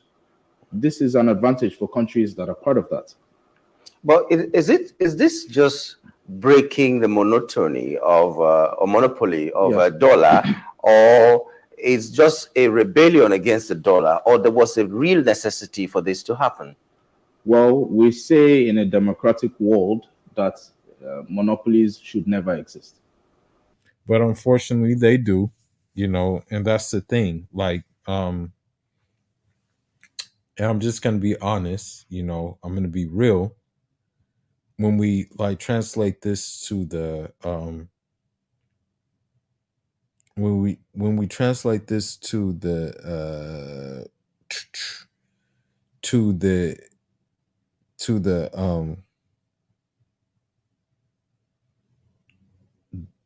the dating world, right? Which I'm not a part of. It's unfortunate that modern women have a monopoly over it, and a very few minority of men have have a say over it. It's unfortunate, but this is just what it is. right? That's part of democracy. That monopolies don't need to exist. Why is the dollar the only trading currency in a global world? And there's nothing wrong with a second option. And I imagine that this is going to make both. There's some people who are afraid that, oh, joining the BRICS is going from frying pan to fire, going from America to Russia and Chinese rule. Do we know what that is like, and the rest, right? We understand that fear. But it is always good to have multiple options. We should be able to use, and no, I wouldn't, I mean, there's a lot of sentiment that can be attached to this shift away from the dollar. Of course, the Russia-Ukraine war definitely impacted that, because Russia yesterday at the UN, or day before yesterday, they said, well, we cannot trade in dollar. We're not allowed to receive dollar. We still need to trade. So those that are fine with trading with us, we use another currency then. So that's necessity. They've been pushed to the wall and are reacting in that manner. And that's the thing about us too, is that we've been pushed to the wall. And it's not just by the modern women that we've been pushed to the wall. We've been pushed to the wall by this society completely. You know what I mean? We just been pushed to the wall. I would like to think that the majority of men in this society want normality, meaning that they want family, they want father, mother, daughter, son, right? They want that. They want the normality. And in that normality, they want to be able to, how should I put it? They want to be able to you know, enjoy their life, live a life, experience social well-being in their life. But that's not even possible anymore. Okay?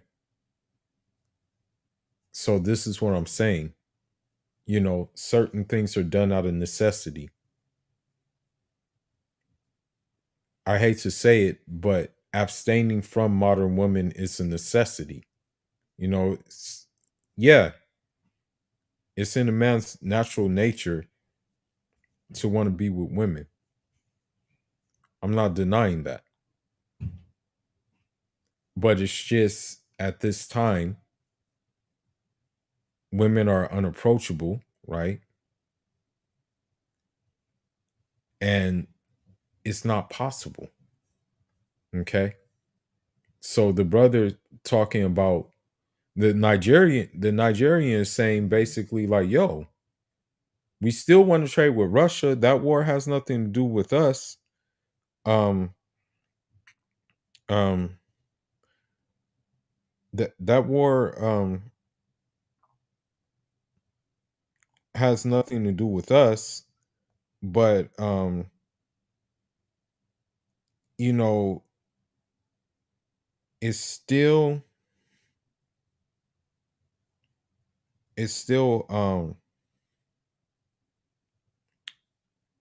we're still gonna trade though. We don't care about the war necessarily. Has nothing to do with us. That's between you guys. The thing is, America is like, how dare you? You know what I mean? How dare you still trade with them, even though they're at war with Ukraine, you know? But still, I get the point. Necessity. But apart from them, whatever is moving them to make this move, me here for Nigeria, I'm happy with. Okay. Yes, sir. Well, what I'm seeing here is that for a very long time, America has had that monopoly. Yes. And they've controlled the world economy because Yes. the dollar is the trading currency as it is. I'm not too sure America will take it lying down low. But what do you think that they might want to do to stay relevant? Well, someone said to me today that yes, oil. Part of the reason the dollar is as strong as it is because it's the currency that is used to trade oil. So the situation now is, I believe that this is actually going to make America be more diplomatic and friendly to other people because they are making more enemies. So it is going to be a time. And it's crazy how, like, and what I want to say is that this thing is very spiritual. Like, it's a spiritual thing that's going on. You know what I mean? It's very spiritual what we see happening. Okay.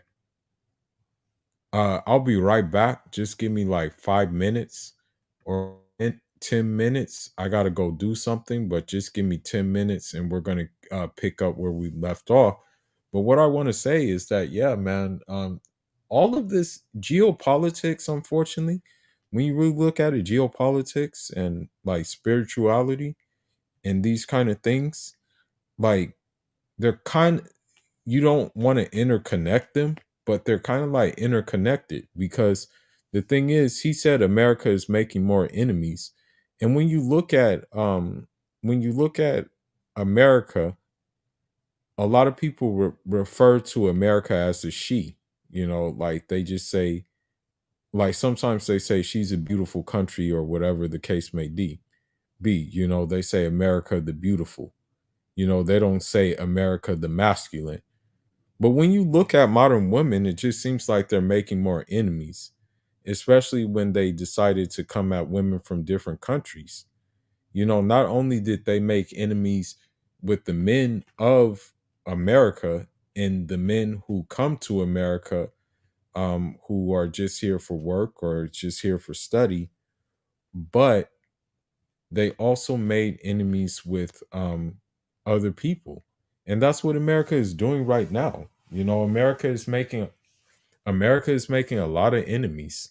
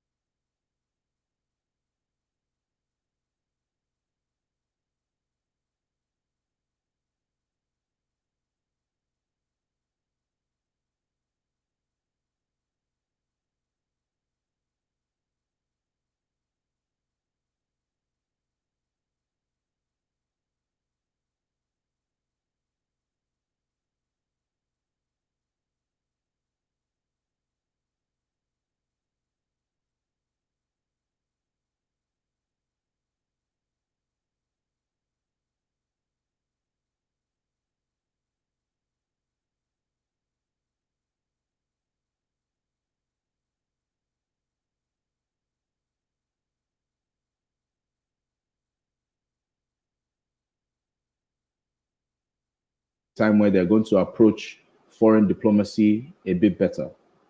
People say, oh, China does better. They come and build roads and this and that and set up infrastructure in your countries. What did America ever do for you? What has America ever built for you here in Africa? You know, there are those arguments, you know. But as I say, I think this is welcome because this gives Nigeria a chance. We're going into a phase where we're industrializing more. We're going to go heavily into industrialization. This is where Nigeria we really haven't seen that move to industrialize our country, as it were. Because why I was asking how this is an advantage to us is that if the naira, for instance, is very weak against the dollar, the factors that make the naira to be weak are mostly like the fact that we are not a very industrial nation as it is. We don't produce as much as we consume. That is why our money is so low against the dollar. When we change from the dollar to any other currency, and the situation of the country is the same thing, it means, in my layman's head, it means that we're just moving our misfortune from one place to the other. Because we're not prepared to go and tap into that advantage that a different currency will give us. The truth that yes, despite the economic climate not being favorable enough to industrialists, where only a few can afford to go through the pains and struggle of power, this and that, right? Can afford to go through that. I think there's still a lot of people that are daring to still invest in Nigeria because Nigeria is the best investment. So there's still some moves. Yes, we may not be moving as fast, and not enough of us are investing in Nigeria, yes, but some are, and it's a great time for us. Because yes, by the way, to this, I'm not saying we should join and just join from one party to the other. No, I'm saying join and actually use our heads. Nigerians, we need to industrialize. And though difficult, though extremely difficult. What are some of these things? What are some of these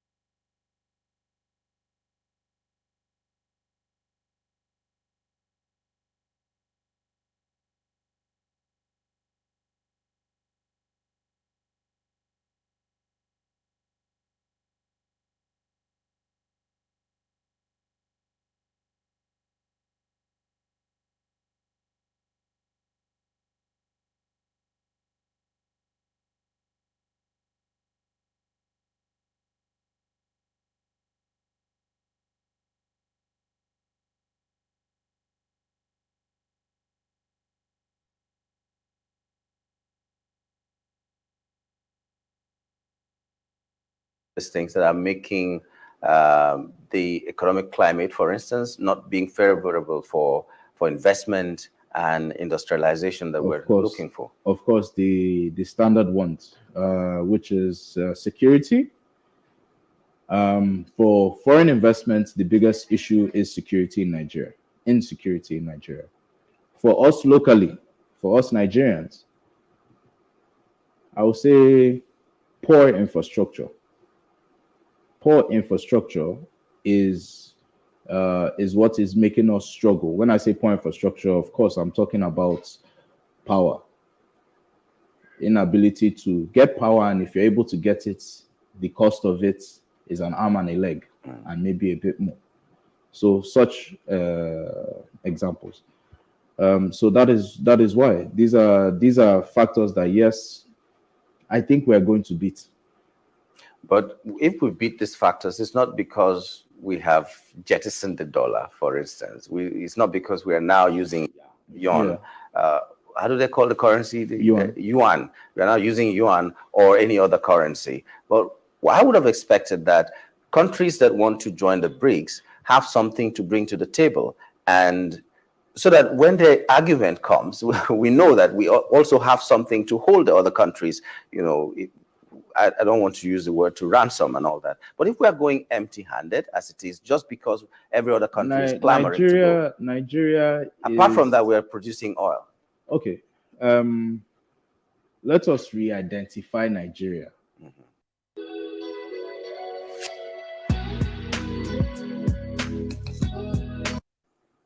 Because despite all the problems that Nigeria has, Nigeria is still the heart of Africa.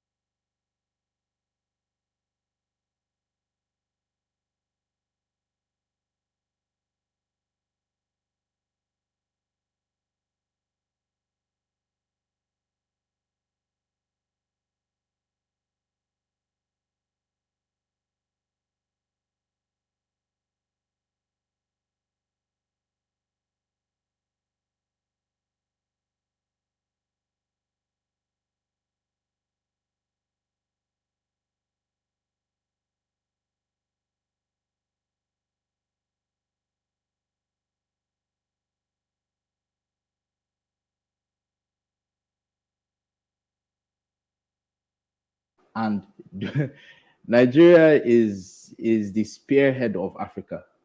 Nigeria is value on its own. Nigeria is one of the most valuable countries in the whole world. It's its people that have not accepted Nigeria's identity and its value. There's enough value in every single state in Nigeria for every single state to be self-sustainable and not need trade beyond the next state. They don't even need to import anything. So you believe this alliance with the BRICS will Yes. give us the opportunity to explore our potential to the full? Yes. I mean, what I'm saying is that it's a better economic climate.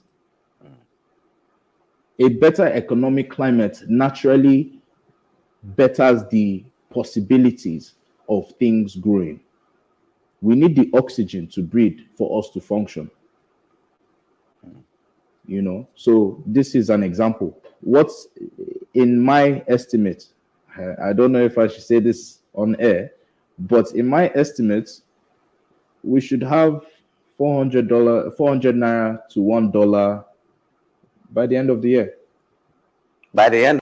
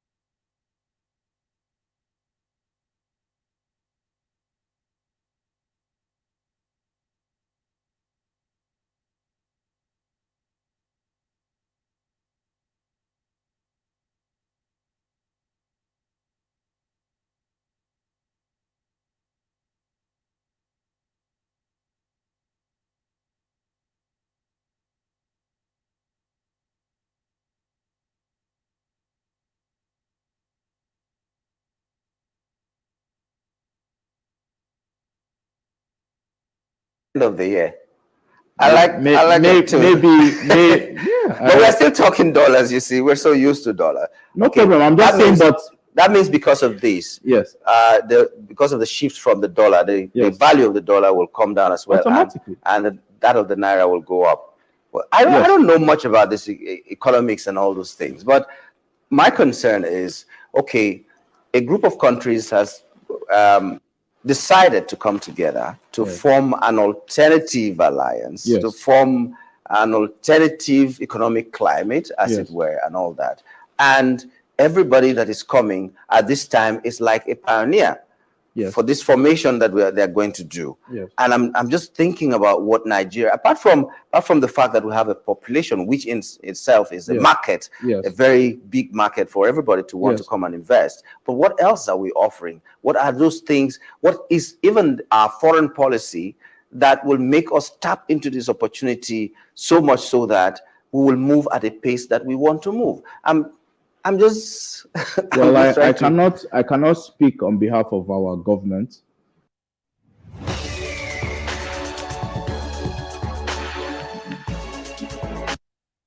Or our new coming government. I cannot speak on behalf of them. I don't know what policies and how they're going to handle foreign alliances. I don't know.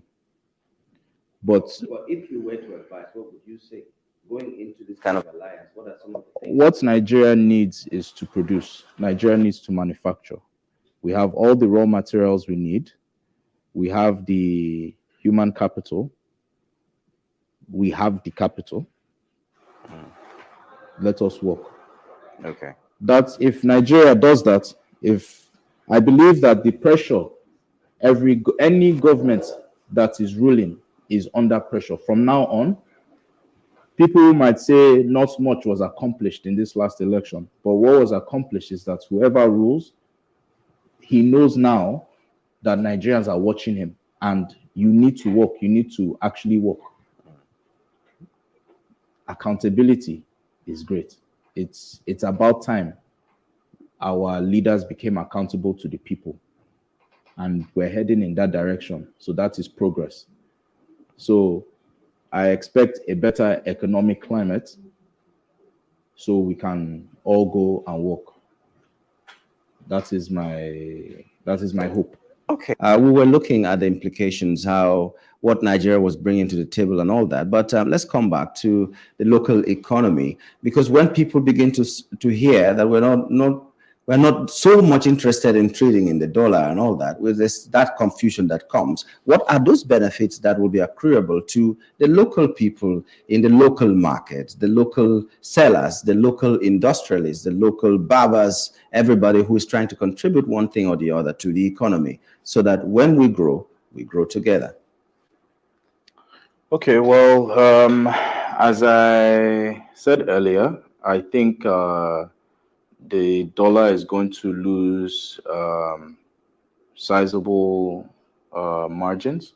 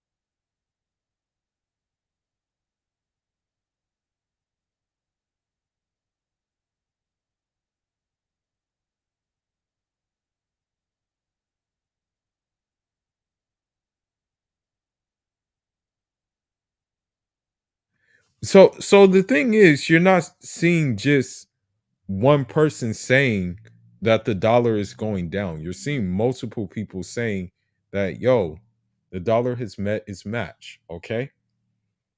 The dollar is at the end of the road. Other countries, even from developing nations, are seeing this. But I'll be right back.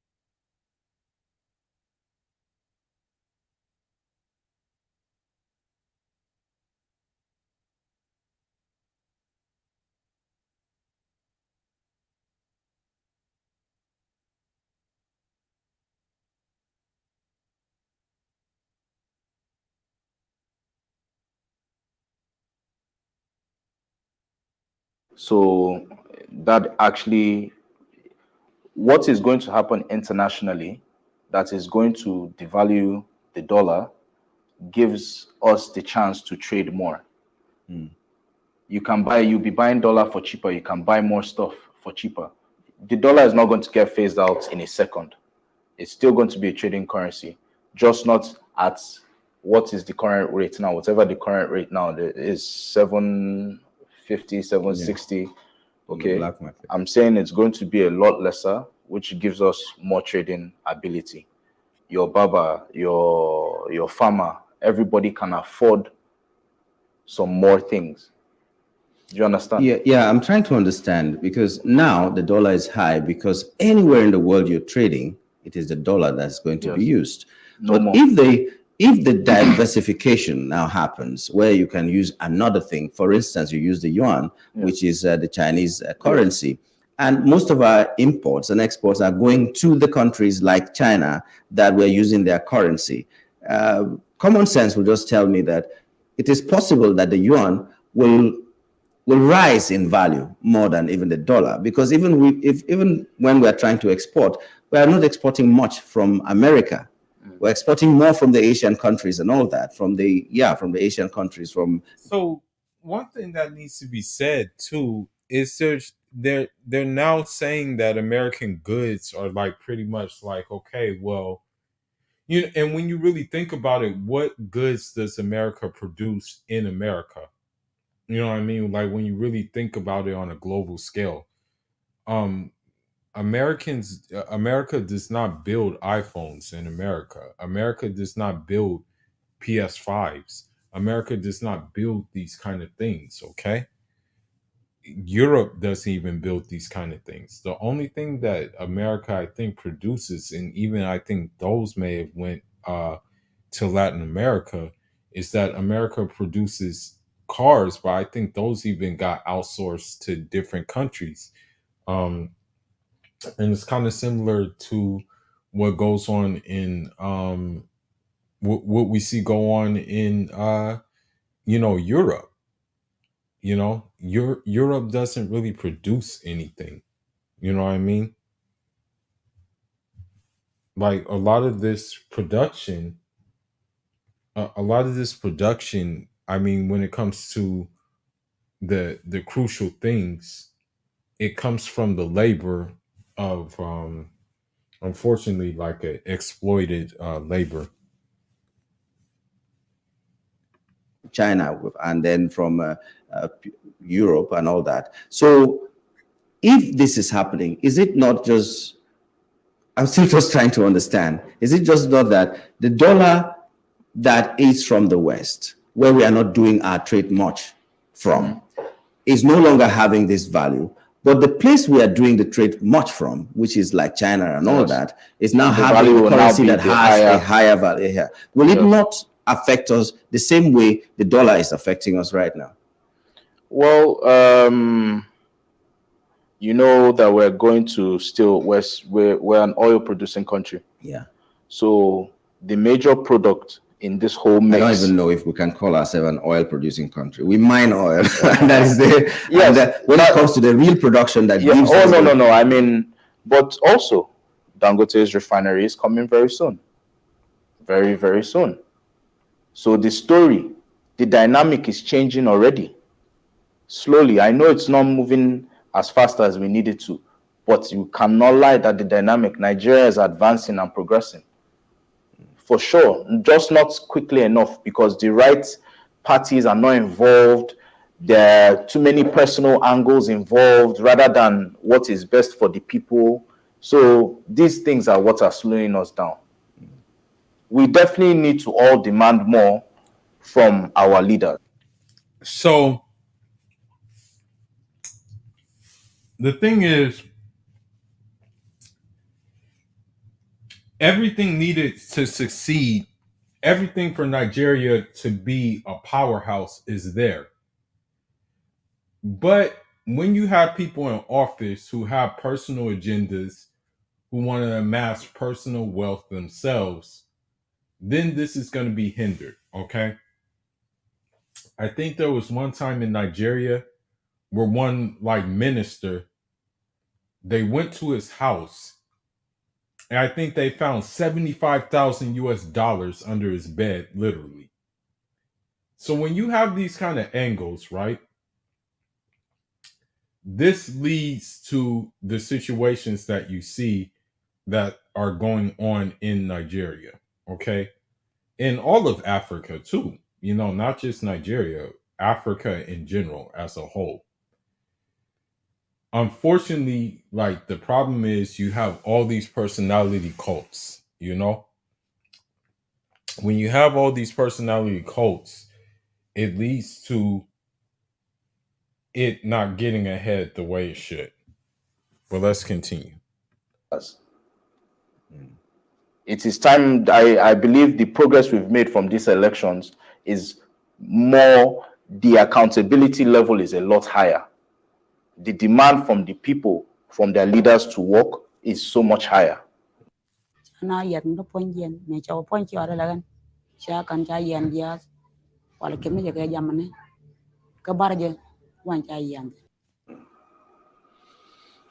believe these little things, they might seem small, but they are very significant in the grand scheme of things.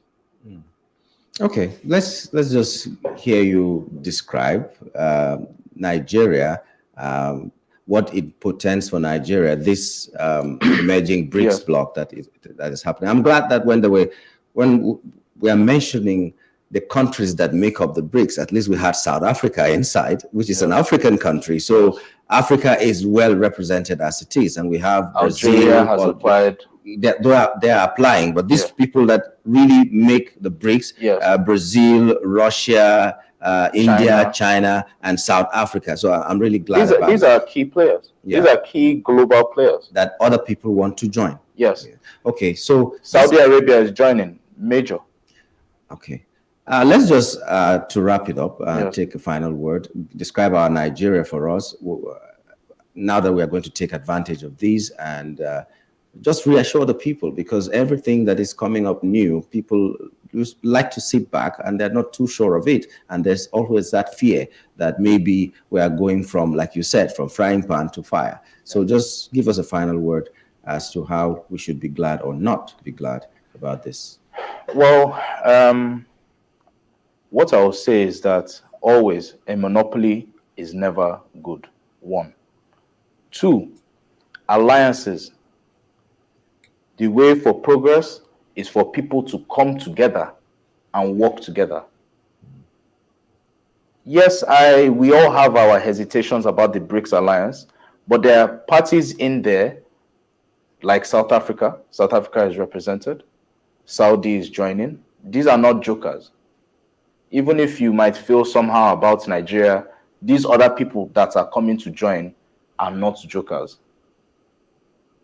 So I hope it will not be that bad. So of course, we cannot sit here and say for certain, what it's going to be.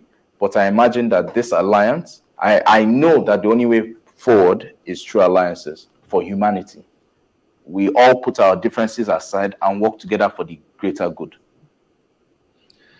Okay, well, we'd like to thank you so much for coming on the show today to really put our minds to rest, because it's like, okay, Nigeria is taking another step. Will it be for our benefit or for something really a bit even worse than what we have been experiencing? But I'm glad that you're taking it in a positive way, and you're telling us that it is a really good thing for Nigeria. We do hope that this alliance brings a better future for Nigeria, because our country is in dire need of a way, a path that we can take and become better than we are right now.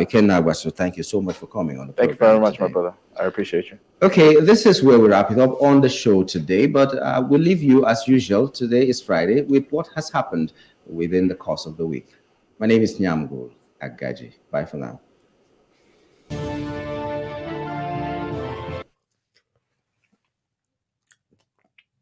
So you see that even this guy is level-headed, and even he sees the benefit of BRICS, okay?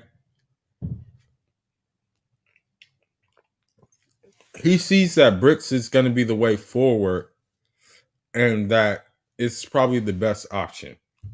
I'm going to play one more video and get off of here.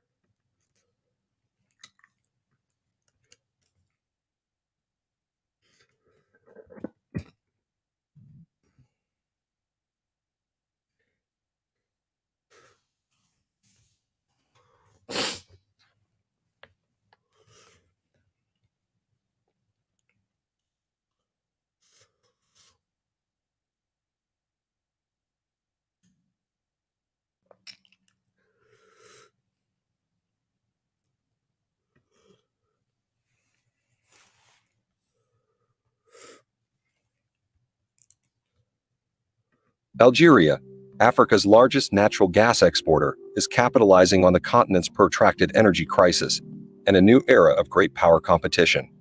Algerian President Abdelmajid Tebboun's administration joined the BRICS group of emerging economies, Brazil, Russia, India, China, and South Africa, in November 2022, shortly after submitting an official application.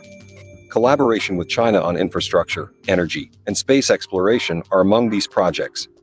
Following the publication of a letter addressed to U.S. Secretary of State Antony Blinken and signed by her and 26 other members in September, U.S. reporter Lisa McClain declared, "There is no sugarcoating it. Algeria's growing relationship with Russia poses a threat to every nation around the world. Algeria is a strong..." So, what happens a lot with especially a lot with modern women too, and with America especially, is they try to use fear-mongering tactics. They try to threaten you, saying that, oh, this is a dangerous thing, right? They try to say, for example, that Algeria's growing relationship with Russia is a threat to the world, but the only time Algeria had war was number one against the French, And number two, there's been border disputes against Morocco, you know. But other than that, Algeria has not tried to go out of its way to attack another place, okay? That's the thing. So when they use these fear tactics, it's kind of like meaningless, okay?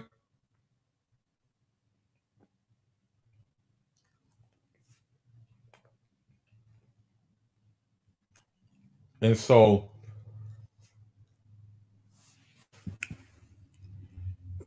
they're always going to do it, and I expect to see more of it as more countries join BRICS, you know.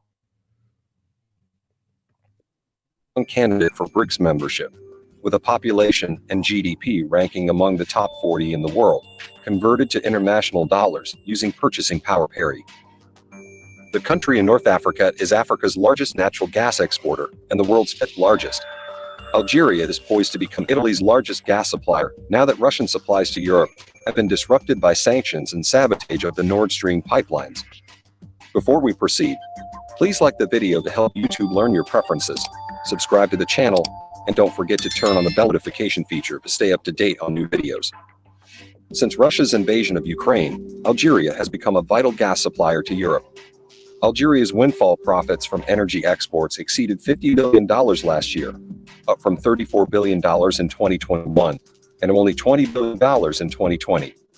However, it has become target of Washington's demands that allies sever economic ties with Russia regardless of their own sovereign interests. Algeria formally applied to join the BRICS countries in November. Russia's Deputy Foreign Minister, Mikhail Bogdanov, stated that Moscow welcomes Algeria's intention to join the alliance. BRICS expanded once before, when China persuaded South Africa to join in 2010. Algeria has now joined the waiting list. There are no formal criteria other than the existing members' unanimous consent. Algeria, Africa's largest natural gas exporter, is seizing the opportunity presented by a new era of great power rivalry. So, you know, Algeria basically said to the United States, F you. You know, I think what United States decided to do is that, well, you know, if you do this, you know what I mean, like there's going to be consequences. What Algeria simply said is like, the hell with you guys. You know, we're going to do it anyway. They decided that we'll join BRICS anyway. You know, regardless of what you guys say. You know, so this is what we see happening right now. Okay.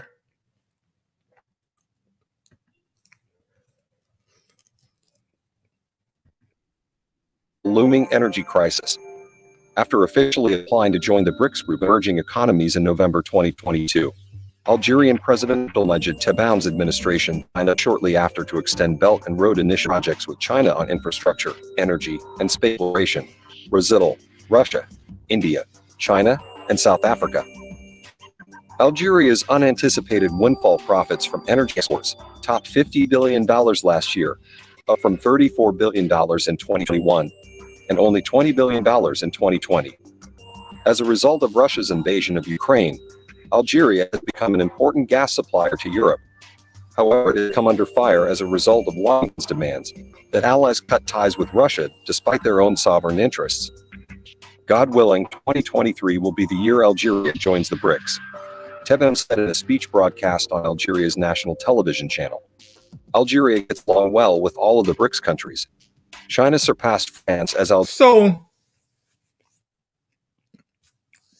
the thing is that what United States likes to do is try to bully you into doing its back in command. And it's like, you can't do that, bro.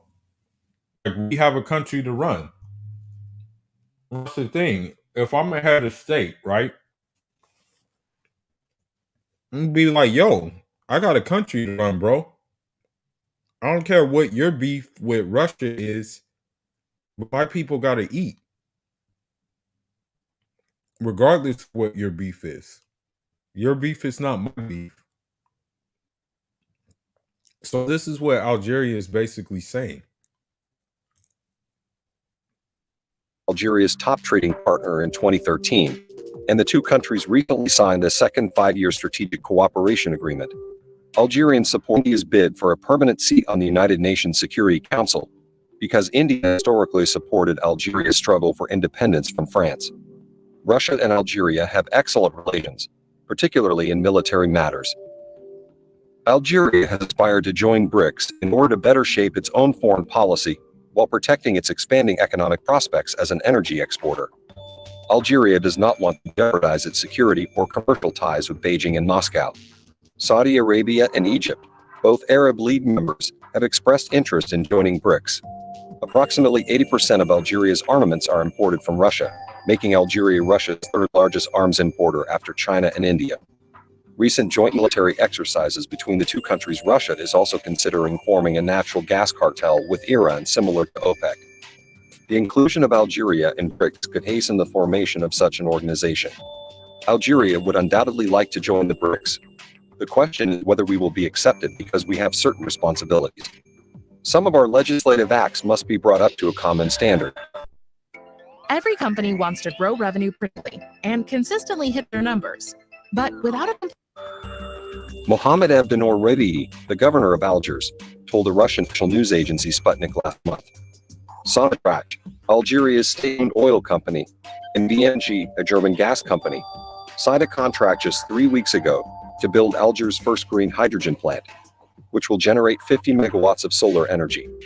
According to Tebboune, Algeria is also planning to sell excess energy capacity to Europe and aims to quadruple gas exports to 100 billion cubic meters per year by 2022, up from 56 billion cubic meters in 2022.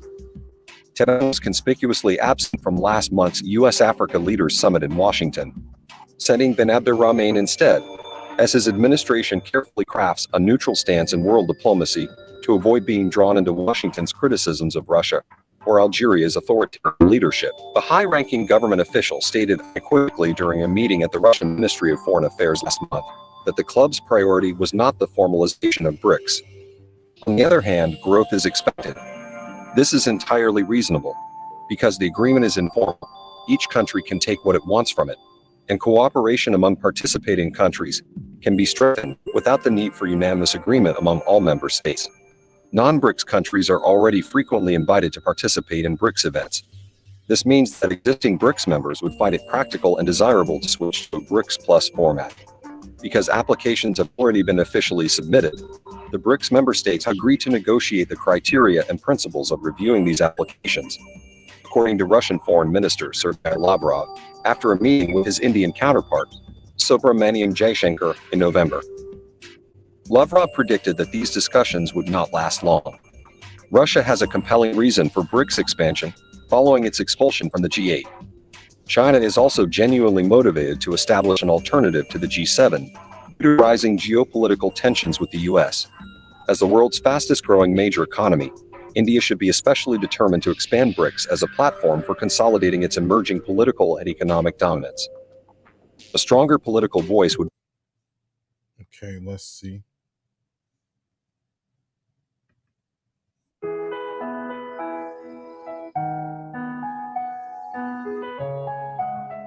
Algerian ambassador to China Hossein Rabehi said that BRICS gives a good example on how countries can serve peace, security, stability, prosperity, and development. Hossein Rabehi attended the opening ceremony of the BRICS Business Forum held last week. We have been very happy to attend this forum, which is BRICS Business Forum. It's a gathering of emerging, countries which are giving a good example on how best countries being together, they can serve peace, security, stability, and prosperity and development. I would like also to seize this opportunity to express our high appreciation for what China did towards her own people, but also people in the world by making a big donation in terms of vaccines, which help many countries today to be safe, from this pandemic. And I would like to say that whatever China did is already positive and is highly appreciated by people of the world. I would like today to express once again our high appreciation for all the initiatives which has been taken. In fact, these initiatives are noble one because they are in the interest of the whole mankind. It's a real also roadmap for the future.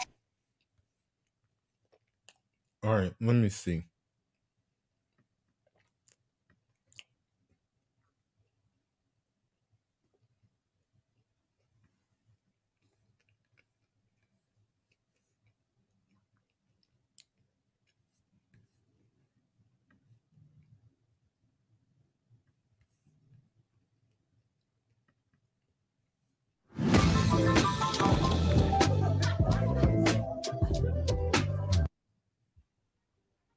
Looks like the BRICS will be having great signings this year, as Algeria has placed full bets on joining the BRICS.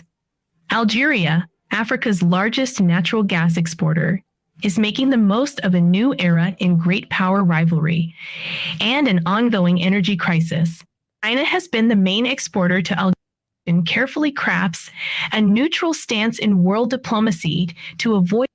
All right, that's the same video as before.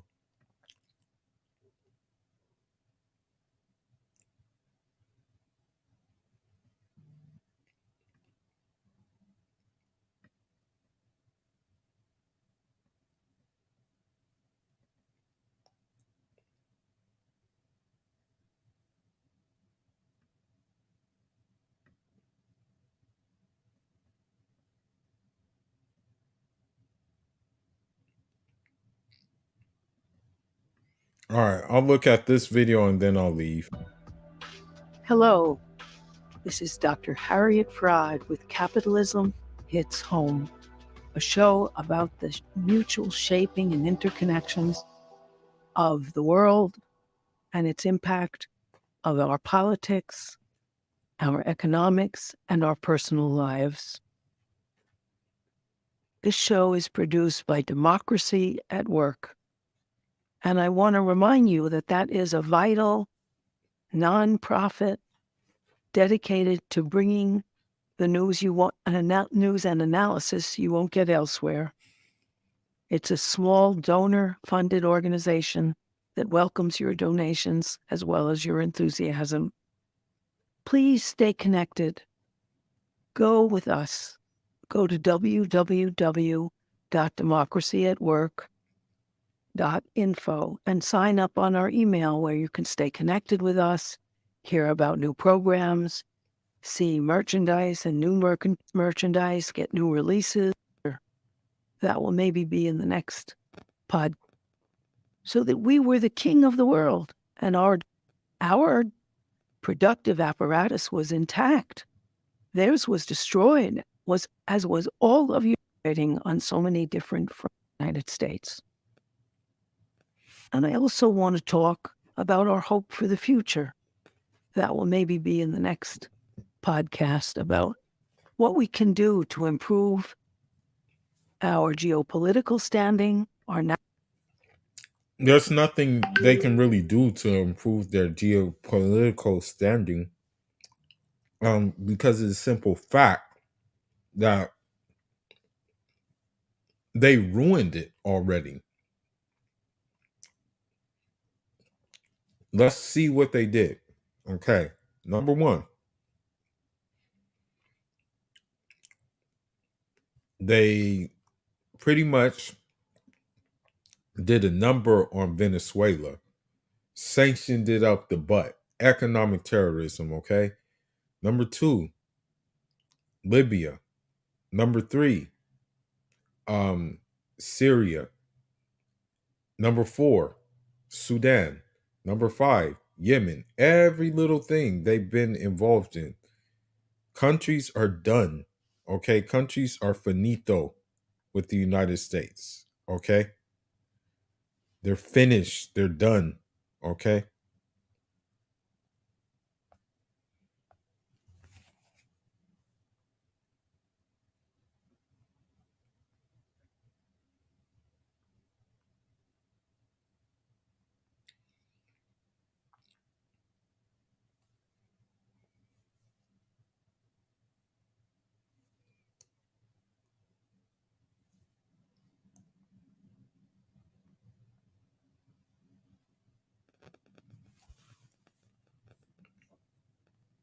national standing and our personal lives.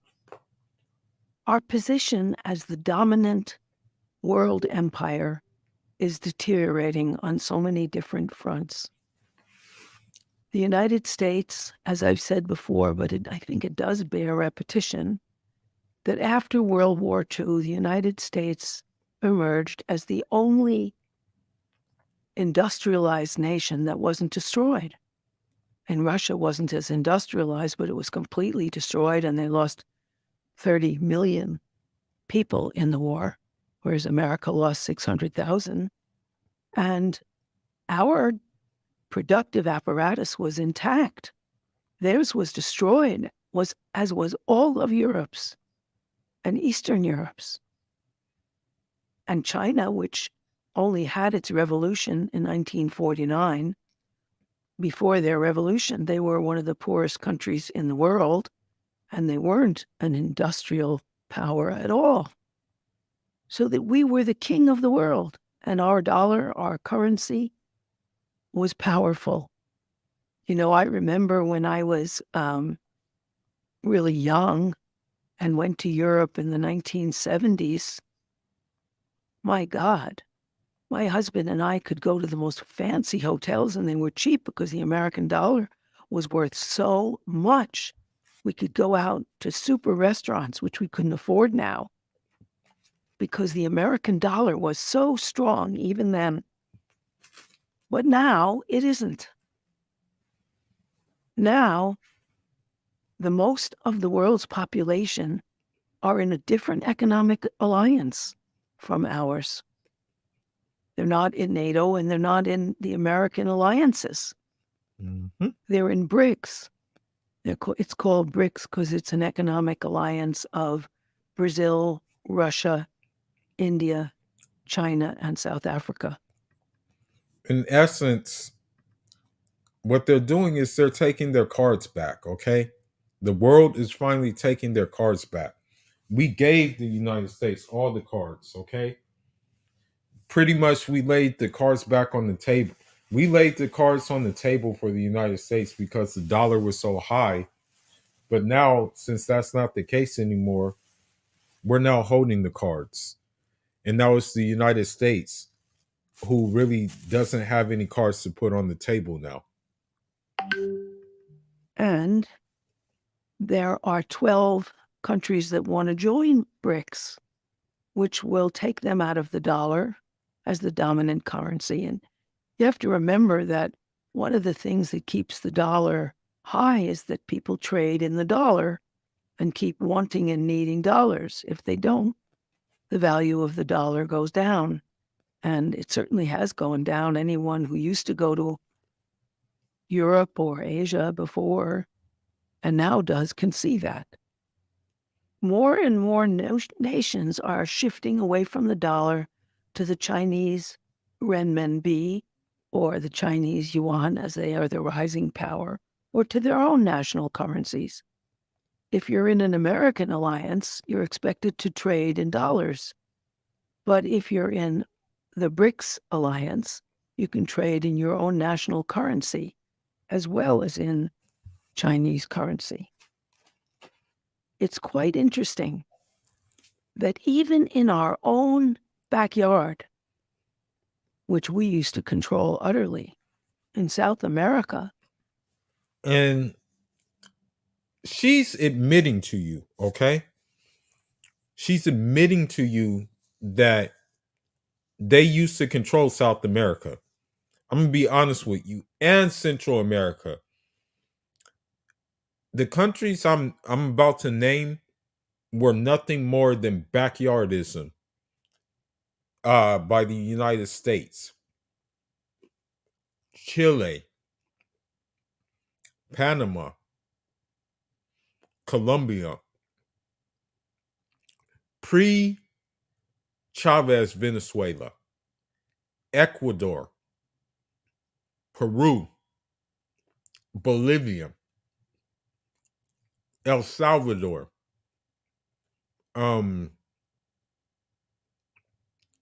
Guatemala.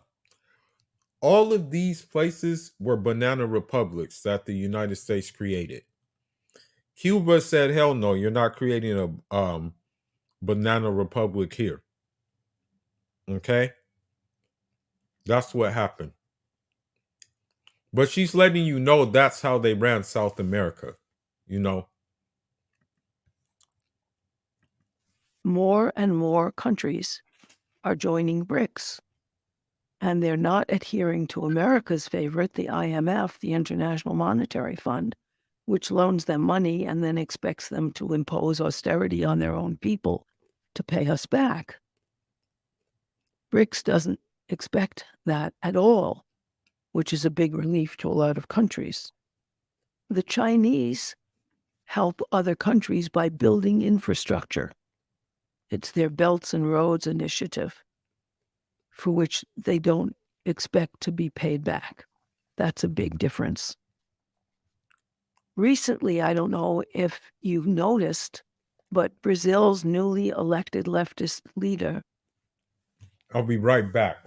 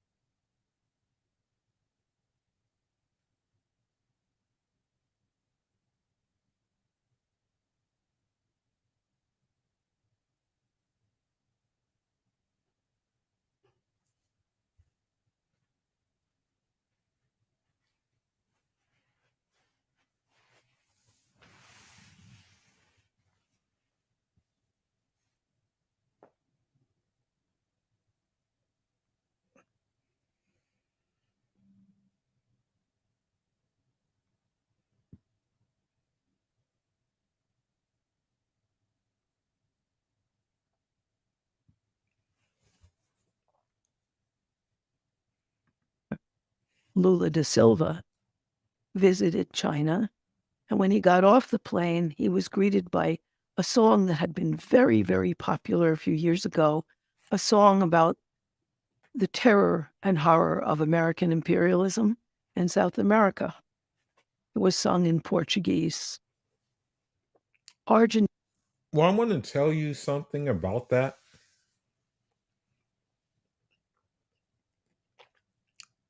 America did a number on South America, okay?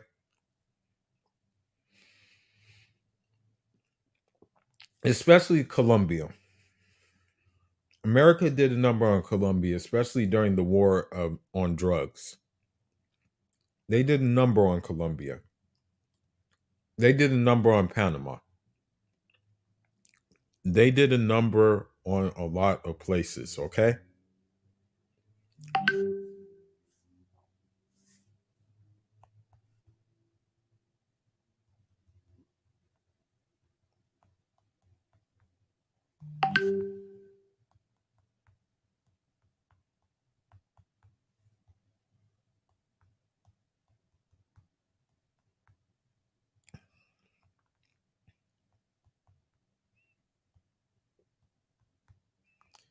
So, what I'm saying, like for example, when you look at the FARC conflict in I think it was in Colombia, that was America. Iran Contra war. Yeah, Iran Contra war. America, okay? They have left they have left a mark, okay? I'm letting you know. they have left like yo, that's another video in itself, okay? I'm letting you know. The United States, for example, okay? The United States spends more on military, okay? More on this military than China, Russia, India, UK, Germany, France, Saudi Arabia, Japan, South Korea, Ukraine, Israel, Iran combined. Okay? So the reason why they do this is because they don't feel safe from the things that they have done in the past. That's the whole thing. That's why they have to spend so much money, is because they did so many things in the past, bro. They did a lot. They did a number on a lot of countries, man. I'm telling you. They did a lot. I'm letting you know.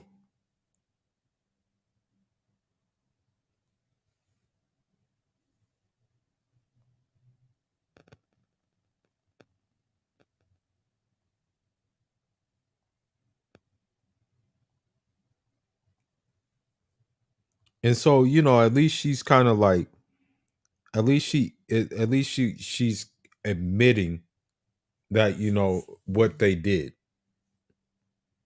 Many Americans wouldn't even admit that. Argentina and Nicaragua are also applying to BRICS.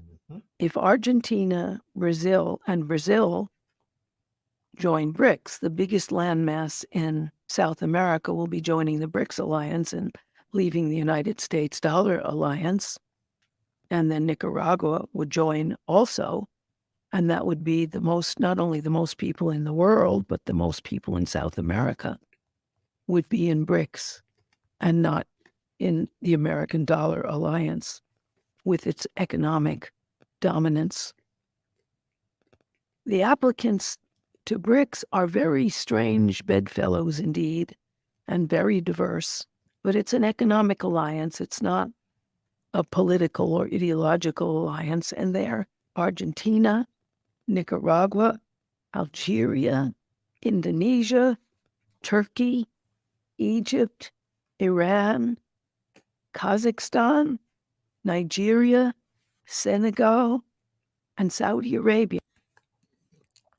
So the thing is about it is that you look at, for example, when you look at Kazakhstan, um, right? Kazakhstan, you would expect them to be like, nah, man, the Soviet Union, that kind of went hard on me. I don't want to join you guys. F that. But they're even interested in joining BRICS. Okay. They're even doing that. Yeah. It's quite interesting because Saudi Arabia is a predatory capitalist type monarchy, whereas Nicaragua is trying to be a socialism. I'm not saying it succeeds, but it's trying. Not necessarily. I wouldn't even say Nicaragua is trying to be socialist. I would say Nicaragua is trying to be like mixed. Like, it's not trying to be like far leftist. I think Nicaragua personally is trying to be right down the middle.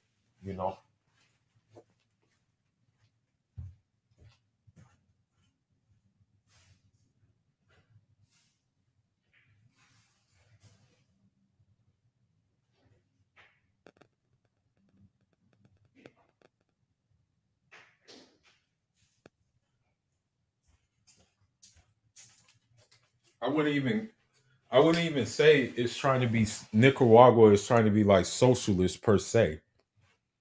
I would say Nicaragua is trying to be right down the middle. But let's continue. And Iran is a theocracy. However, they want to join a different kind of economic analysis. an economic alliance that has a different economic analysis of the world. And so they're all unloading their reserves of American dollars, which weakens America further. Yep. We do still have the biggest stockpile of weapons in the world by far. However, we have lost every war that we fought in since World War II. Yeah, it's true. You lost in Vietnam, you lost in Iraq, you lost in Afghanistan. The Bay of Pigs inversion in Cuba, that was also lost. You guys lost that as well too, you know.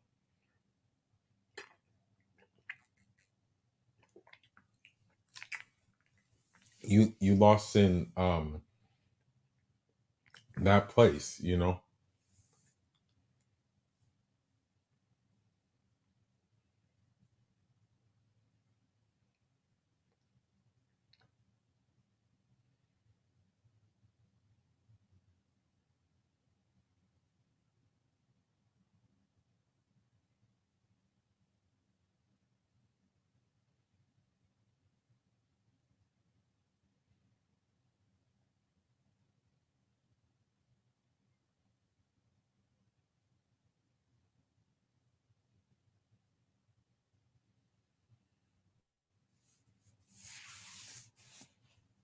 Although in Korea, we fought the idea of unifying Korea as a capitalist country, but Korea was divided into North and South Korea. However, we clean out lost in Vietnam, in Iraq, and in Afghanistan, in spite of the fact that we have the biggest stockpiles in the world. And You can't win in guerrilla warfare combat. That's the bottom line. You guys cannot win. All right? That's just what it comes down to. You guys can't win in guerrilla warfare. And the thing is about these Americans is they're like so arrogant and things like that. And they're so arrogant about their military. And it's like, bro, you guys have been taking losses. Like, you guys have been continuously taking L after L. So it's like, okay, like, there's nothing to really brag about. You know, that's the thing. Like, when you look at the military of America, there's really nothing to brag about it. But let's continue. we spend the most on armaments. Even now, we're losing the proxy war, where we're fighting to the last Ukrainian in Ukraine and giving them over 100 million of our taxpayer dollars, while the Republicans threaten that we don't have enough money for things like Social Security and Medicare. We're also the biggest debtor nation in the world, and I'm sure it doesn't help other countries. America is the only country, unfortunately, that you don't have to pay back the debt. Okay? America is the only country that is that basically you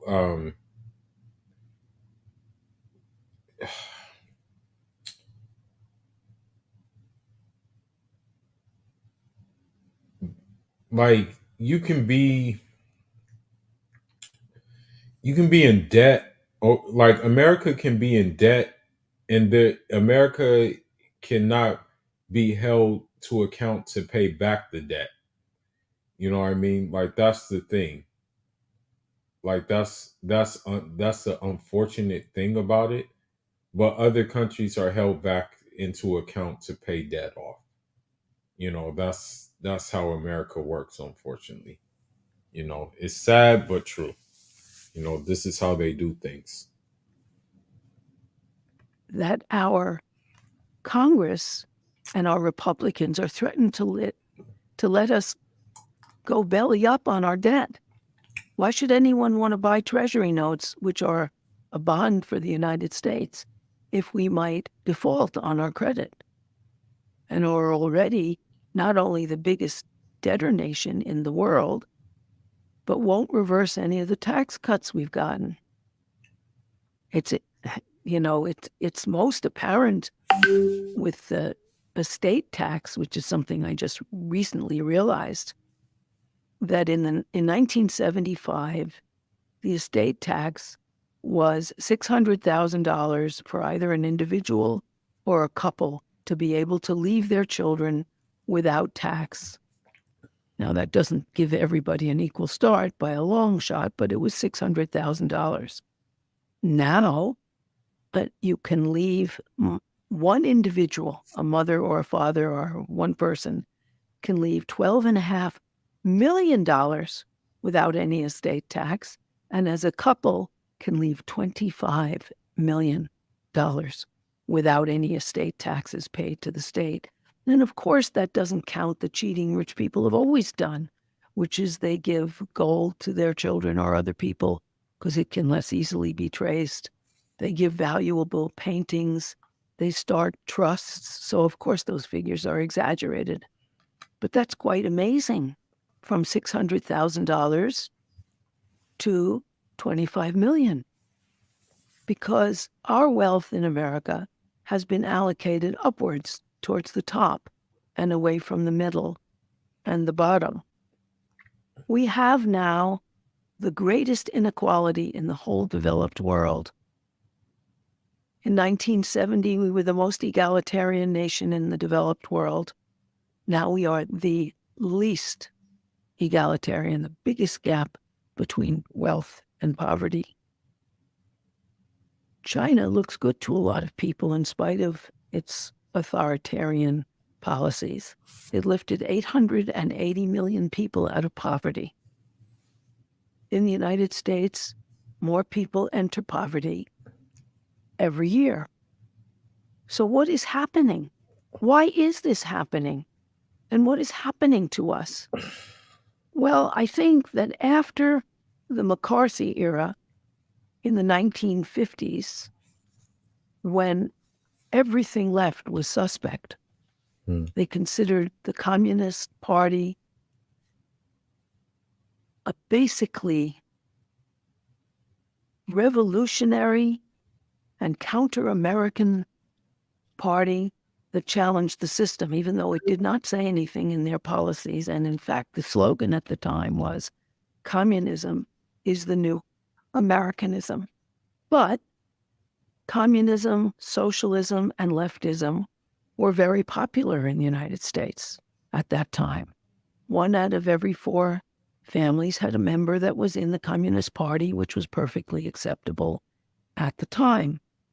And the McCarthy era branded everyone who was in the party as a traitor and someone trying to overthrow the United States, and branded socialists as fellow travelers to that traitorness, or whatever the adjective is, and leftists as also fellow travelers. And so they were cleaned out of the unions, and the unions lost that spark that used to be the most excited about worker power. There were 35% of America was unionized in the 50s. Now it's between 11 and 12%, even though it's lately it's increasing as people are realizing how badly they've been exploited. In Scandinavia, there are very strong socialist parties of all kinds, socialist, communist, anarchist parties.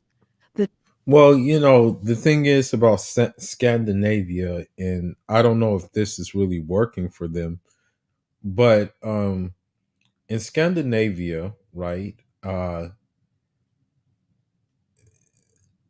they have socialism. They run off of socialism. So places like Sweden, places like Denmark, places like Finland, places like Norway, they are in essence in socialism. You'll never see a person you'll never see like really a person richer than another person, really. like in these countries.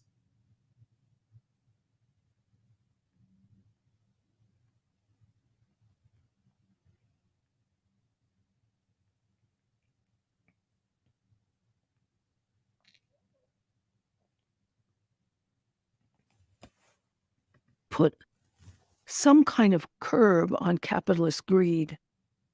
We don't have that. We're also the only country of all of the Western European allies and Scandinavia that allows private money in elections.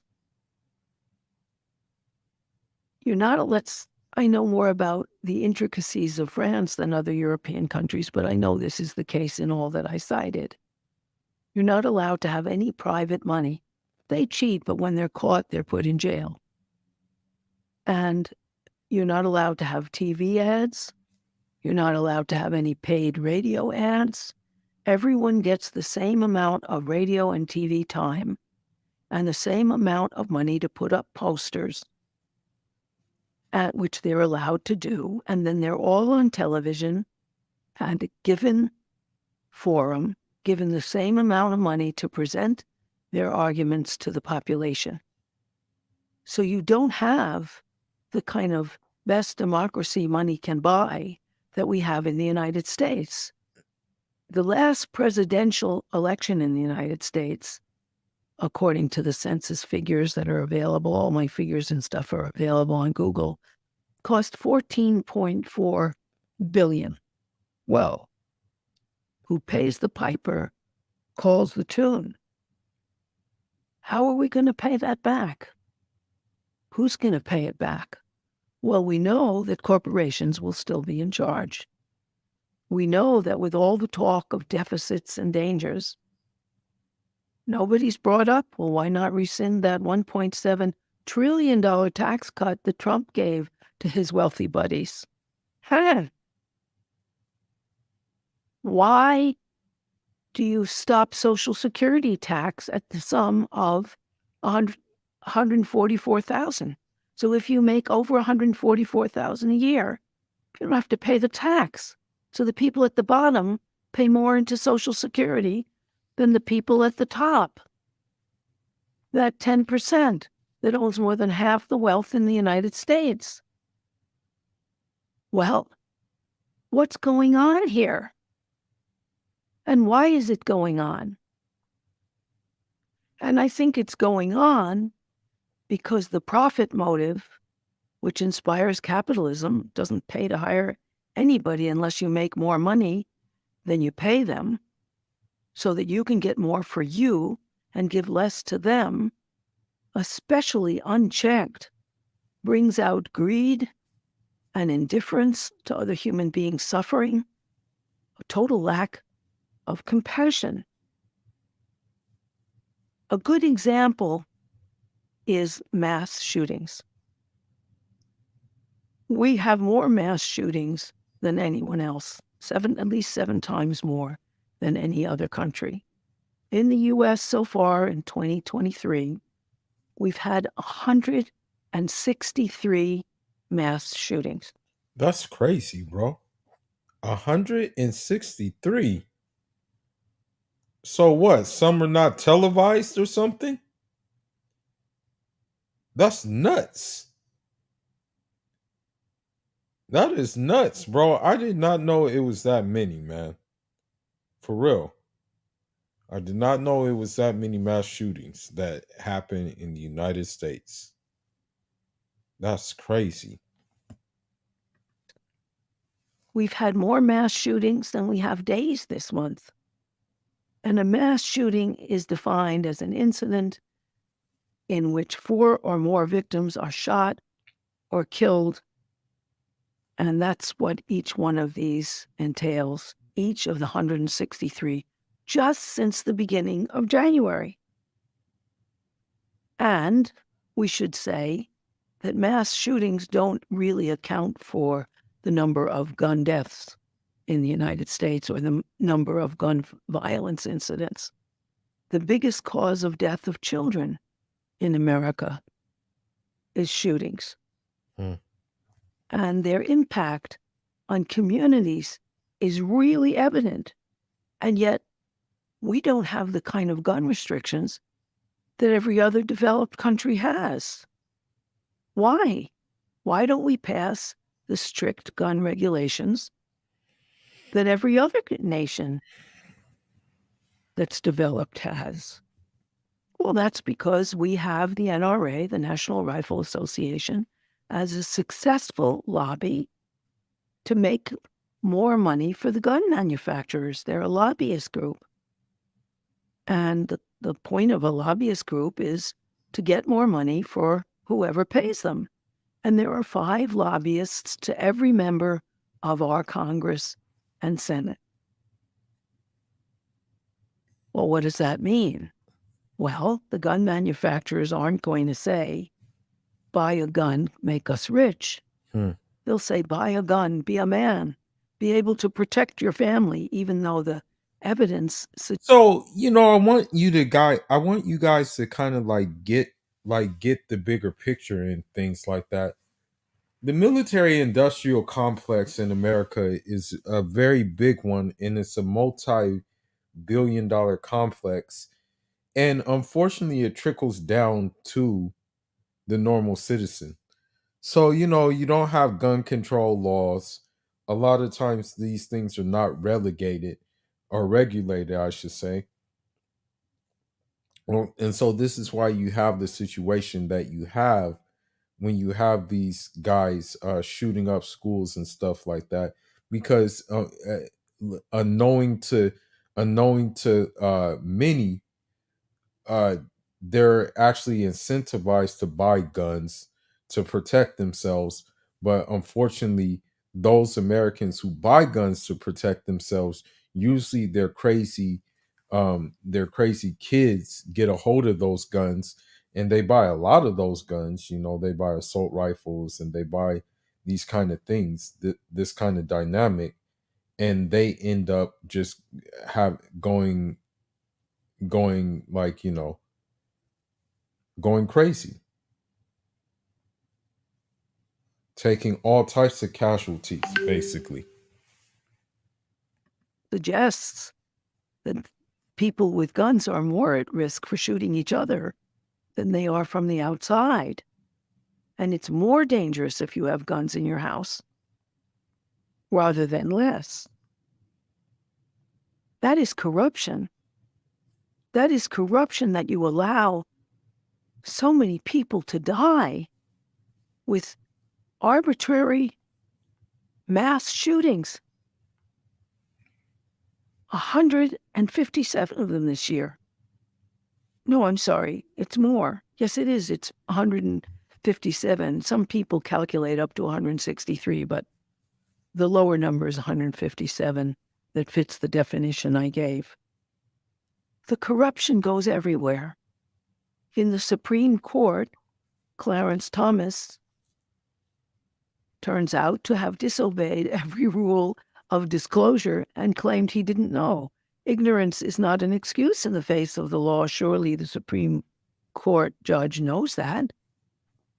He was caught accepting a $550 million, $550,000, not $1 million, about a little over $500,000 vacation out of the generosity of Harlan Crow, a right-wing billionaire that particularly gave financing. So one thing I want you to keep in mind too is that America will talk about the corruption of another country or talk about the human rights violation of another country, but it will be involved in or sometimes even worse, in worse practices than the country that they're talking about. This is the weirdest thing to me. I find that quite odd.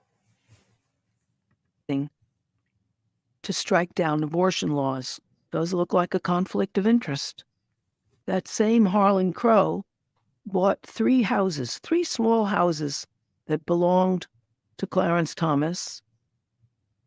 Clarence Thomas's mother lives in one, and Harlan Crow bought that at a high price and is letting Thomas and is letting Clarence Thomas's mother live there for free, rent-free, and then tells us that he will make one of those houses a museum to honor Clarence Thomas when he dies. Well, that's corruption. When people in charge of the law of the land are stealing, they're not declaring vast sums and gifts they're getting. They're not declaring income.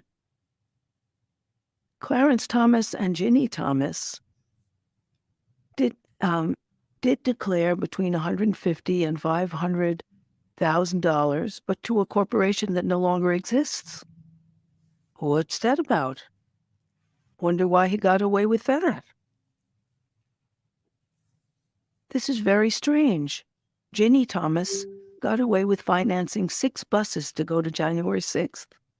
That does look like a conflict of interest, because Clarence Thomas was the only Supreme Court judge that voted that the January 6th insurrection should not be pursued.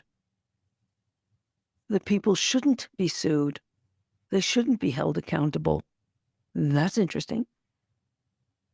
And so that's the Supreme Court of Law in the United States.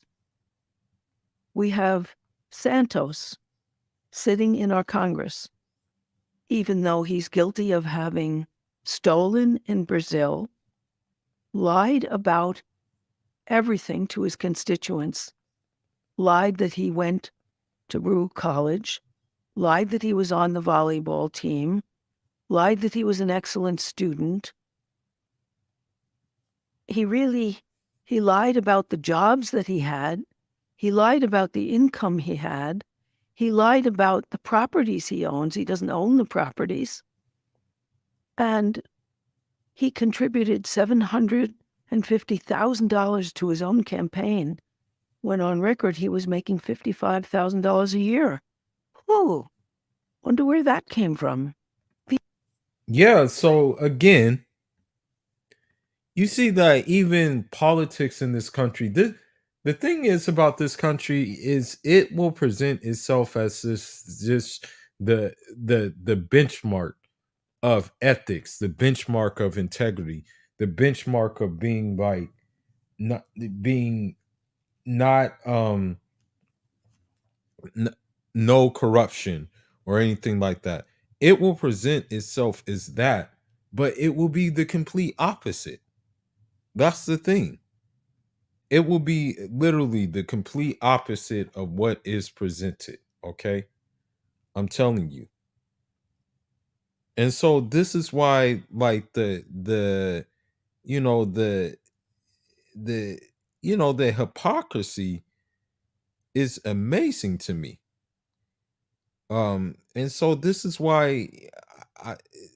this is why for me, um on a moral, like when they try to have this moral compass, they really have no moral compass to stand on when it's involved in all types of things. It's involved in all types of it's involved in yeah, it's involved in all types of things that are like, you know what I mean, that are unethical. So who are they to kind of who are they to how should I say who are they to basically try to you know what I mean, try to tell others what to do. I never got that. It's like, why are you trying to tell other people what to do and you're not even doing it yourself? That's the dumb thing. These are our lawmakers, and that has a profound effect on people's sense that they're safe and that their laws are fair and just. The quest for more money, the quest for profit in capitalism, makes rich men who steal and lie seem like great citizens. Trump, who was elected president, declared that he hadn't paid taxes for 6 years because he's smart. In other words, cheat the government you're supposed to serve. Mm. And you're smart. Mm. You're not a crook. Mm. You're smart. Mm. He also bragged about grabbing women by their genitals. Mm. And that was okay. Mm. That's not legal. But he was in charge of the law of the land. So Americans are not feeling particularly safe in the law. In addition, if you look at the profit motive, you can look at the two huge accidents that have polluted our country lately. One is the latest one on the 14th of April was the Richmond, Indiana, a plastics factory burned. And that factory released into the air and their water in Richmond, Indiana, hydrogen cyanide, benzene, chlorine, Kind of sounds familiar to what happened in Flint. Now I don't know if they still have clean water, or if they even got clean water on in this. You know what I mean? And so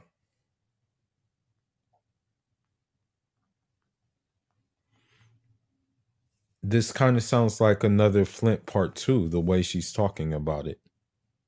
carbon monoxide and white asbestos, as well as tiny plastic bits to go into people's lungs. Hmm. Why was Cornerstone Trading Company, which owned that plastics recycling factory, had so many violations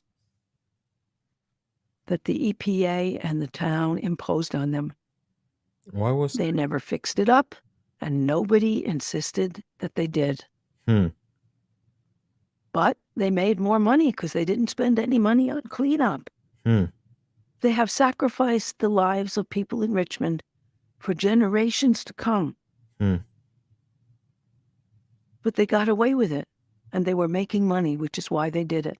Hmm. Because if money is all that you care about, then why worry about the human life you destroy? Hmm. The same thing happened with the other very recent accident at the Norfolk Southern Railway Hmm. when a train derailed on February 23rd. The engineer on that train called in the problem. Hmm. He said that his computer showed that there were hot bearings on 3 of the wheels, which is a danger. Hmm. He called it in, and Norfolk Southern told him, keep right on going. Keep right on going, because it would save, they didn't explain this, of course, but the logic is it would save Norfolk Southern Corporation money, because they'd have to stop the train, replace the wheels, the cargo wouldn't be there as quickly, and they could lose money. Well, Norfolk Southern made $4.8 billion just in recent years. Balancing between life and money, they chose making more money, because if your whole object is profit, why do you have to worry about human life? Hmm. The same thing happened with other accidents. This is an indication of a set of values which is terrifying. Now, this is the end of this segment, but I will continue in the next segment. And I want to remind you that this is a podcast from Democracy at Work. So again, it just goes to show you like what type of time America is on. And a lot of countries are getting tired of it, man. And so with this shift that I think is going to happen, I think that like now, like the time is now. The time is it's a very crucial time. The time is now, and yeah, enough is enough. So you know, this is just what it is. To me, this BRICS is going to be a good thing. And it's not even a matter of being in competition, it's just finding a better way at doing something. But with that being said, I'm off until the next one. Maybe I'll do another video like this. You leave something in the comment section and let me know if you like this kind of content and if you want to see more of this geopolitical content. Fula signing out. Njarama.